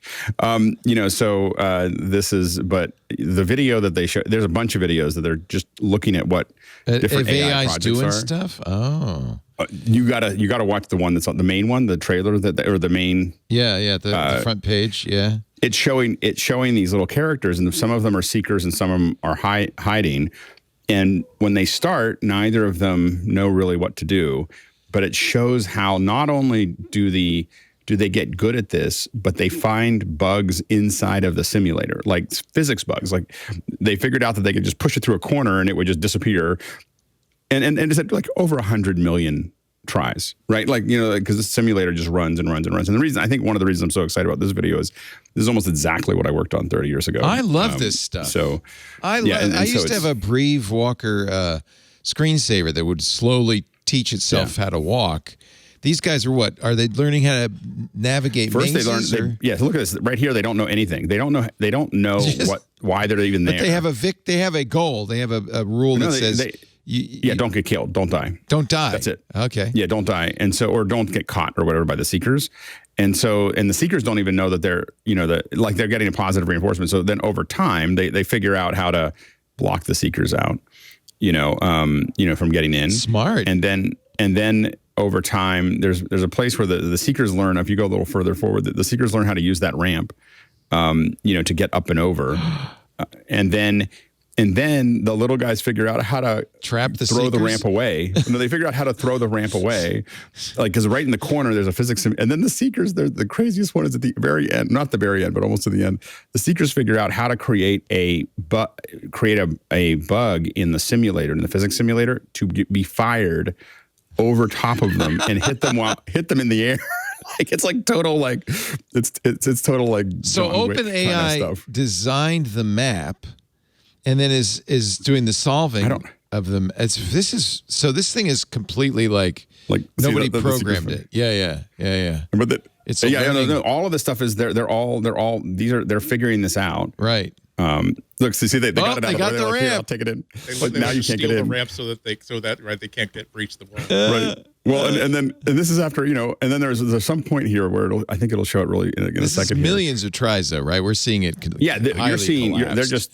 Yeah. I know you're by sometimes hundreds of millions of tries. Yeah. But the next one, I think you're almost there. Hold on, let's see. I think that they show one where it figured out, giving it more time. Oh, I don't know why they keep on showing it over and over again.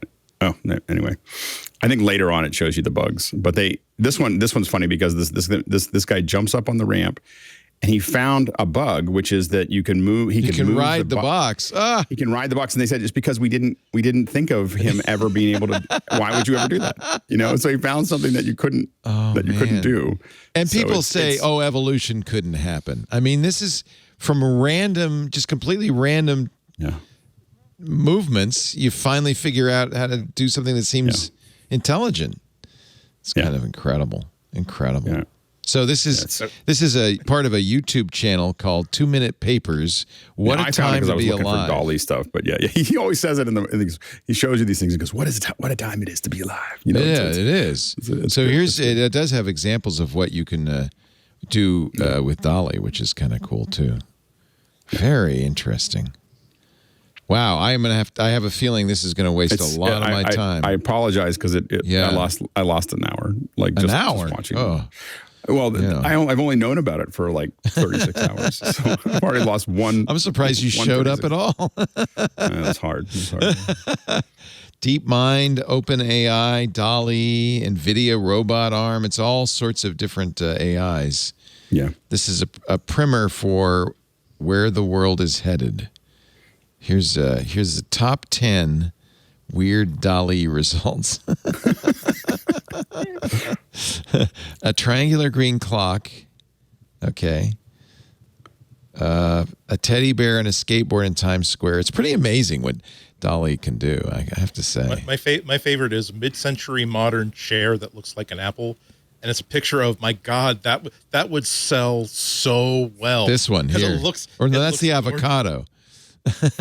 Avocado's becoming a meme. Wow. Very cool. I will be watching this. Yep. Thank you.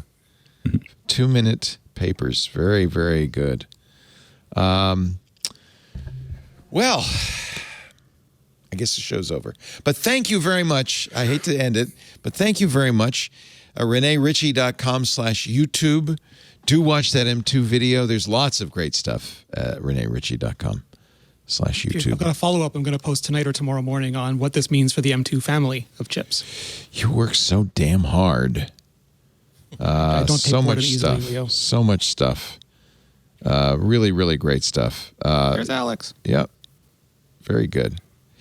Yeah, you were on the Office Hours Global we streamed it post. to both. Nice. Yeah. I was on good. 2 hours. What I can only imagine is 3 weeks of coverage in one day on Office Hours. Wow. It was fun. We had a great time. Renee, it was great. It was a great show. Why wasn't your pick of the week like mattresses, pillows, things that now that I can sleep again, I'm most grateful of all for peace and quiet. Yeah. These eye protectors and earmuffs. Yep. Andy and Akko, when are you going to be on GBH in Boston next? I am on a day early because Thursday is being preempted by January 6th commission coverage. So I'm on tomorrow at, I think, like 1 o'clock, 1:10 Wednesday. So if you go to WGBHnews.org. I was also on Bob Surratt's show again on WGN in Chicago. If you go to WGNradio.com, they actually already have like my segments as individual stories posted as audio, so you can stream that there right now. Awesome. Thank you, Andrew. And of course, officehours.global is where you'll find Alex Lindsay most of the day. Just in the morning, actually. It's just we get it all done pretty quickly, and by 9 o'clock, I'm off to work. But they keep going though, which is great. All day. I jump in and listen for a little while because it's like the geekiest water cooler ever. Yeah. But we have Nick Justishin from Drexel University is going to be talking tomorrow about mesh to metahuman. So this is the new thing that Epic just released, which is you can actually do photogrammetry of your head and then add it to a metahuman and then animate it in Unreal. so it's yourself. So it's kind of he's going to talk about step by step on how to do that. So it should be a lot of fun. I do feel like I'm living in the future with you guys. I can't see how that could possibly have any bad repercussions for anyone. I was surprised. There was rumors that it was available last year, and I did a whole thing with MetaHuman last year, like a whole keynote with it, and we really wanted that mesh to human thing, and we're like, we know you have it, and they just wouldn't release it. So anyway, it's out now. It's out now. Officehours.global, and if you want to hire Mr. Lindsay for your next streaming event, 090.media. Thank you, Alex. Thank you, Andy. Thank you, Renee. Thanks to all of you for joining us. We do MacBreak Weekly Tuesday mornings, for me anyway, 11 a.m. Pacific, 2 p.m. Eastern for you East Coasters. Actually, it's 1800 UTC. You could figure out where it is in your time zone. I tell you the live time because you can watch live at live.twit.tv. You can chat with us live at irc.twit.tv. Club members, of course, in our Discord. After the fact, you can get the shows at our website, twit.tv/mbw. There's a dedicated YouTube channel. There's the new album art, by the way. I like it. I hope you guys like it. Yeah, it's great. Yeah, when you see all of the album art, we're redoing all the album art. When you see it all at once, you'll get an idea of kind of how wacky we are. Up and down. It scales up and down really nicely. Yeah, that was part of it, right? Although, still have. What are you getting there? What's Andy getting? I've got hanging right next to the podcast suite. Oh yeah, our friend Joe Noel does those. Yeah, those are so great. Yeah. So that's hanging like right next to like my podcast suite. I love that. I have one too. I have one too. Yeah. This is unfortunate because we're gonna have to get him to do all new. He does those with a router and paints them. They're woodcuts. They're beautiful. What was I saying? Oh yeah, there's a YouTube channel dedicated to it, and of course the best way to subscribe to MacBreak Weekly would be to subscribe. Get yourself a podcast app. It's free. Don't let the word subscribe scare you away. You'll get it automatically the minute it's available. Thanks to all of our listeners and friends. We will be back next week. Meanwhile, I am sorry to say you have to get back to work because break time is over. Bye-bye. If you are looking for a midweek update on the week's tech news, I got to tell you, you got to check out Tech News Weekly. See, it's all kind of built in there with the title. You get to learn about the news in tech that matters. Every Thursday, Jason Howell and I talk to the people making and breaking the tech news, get their insights and their interesting stories. It's a great show to check out, twit.tv/TNW.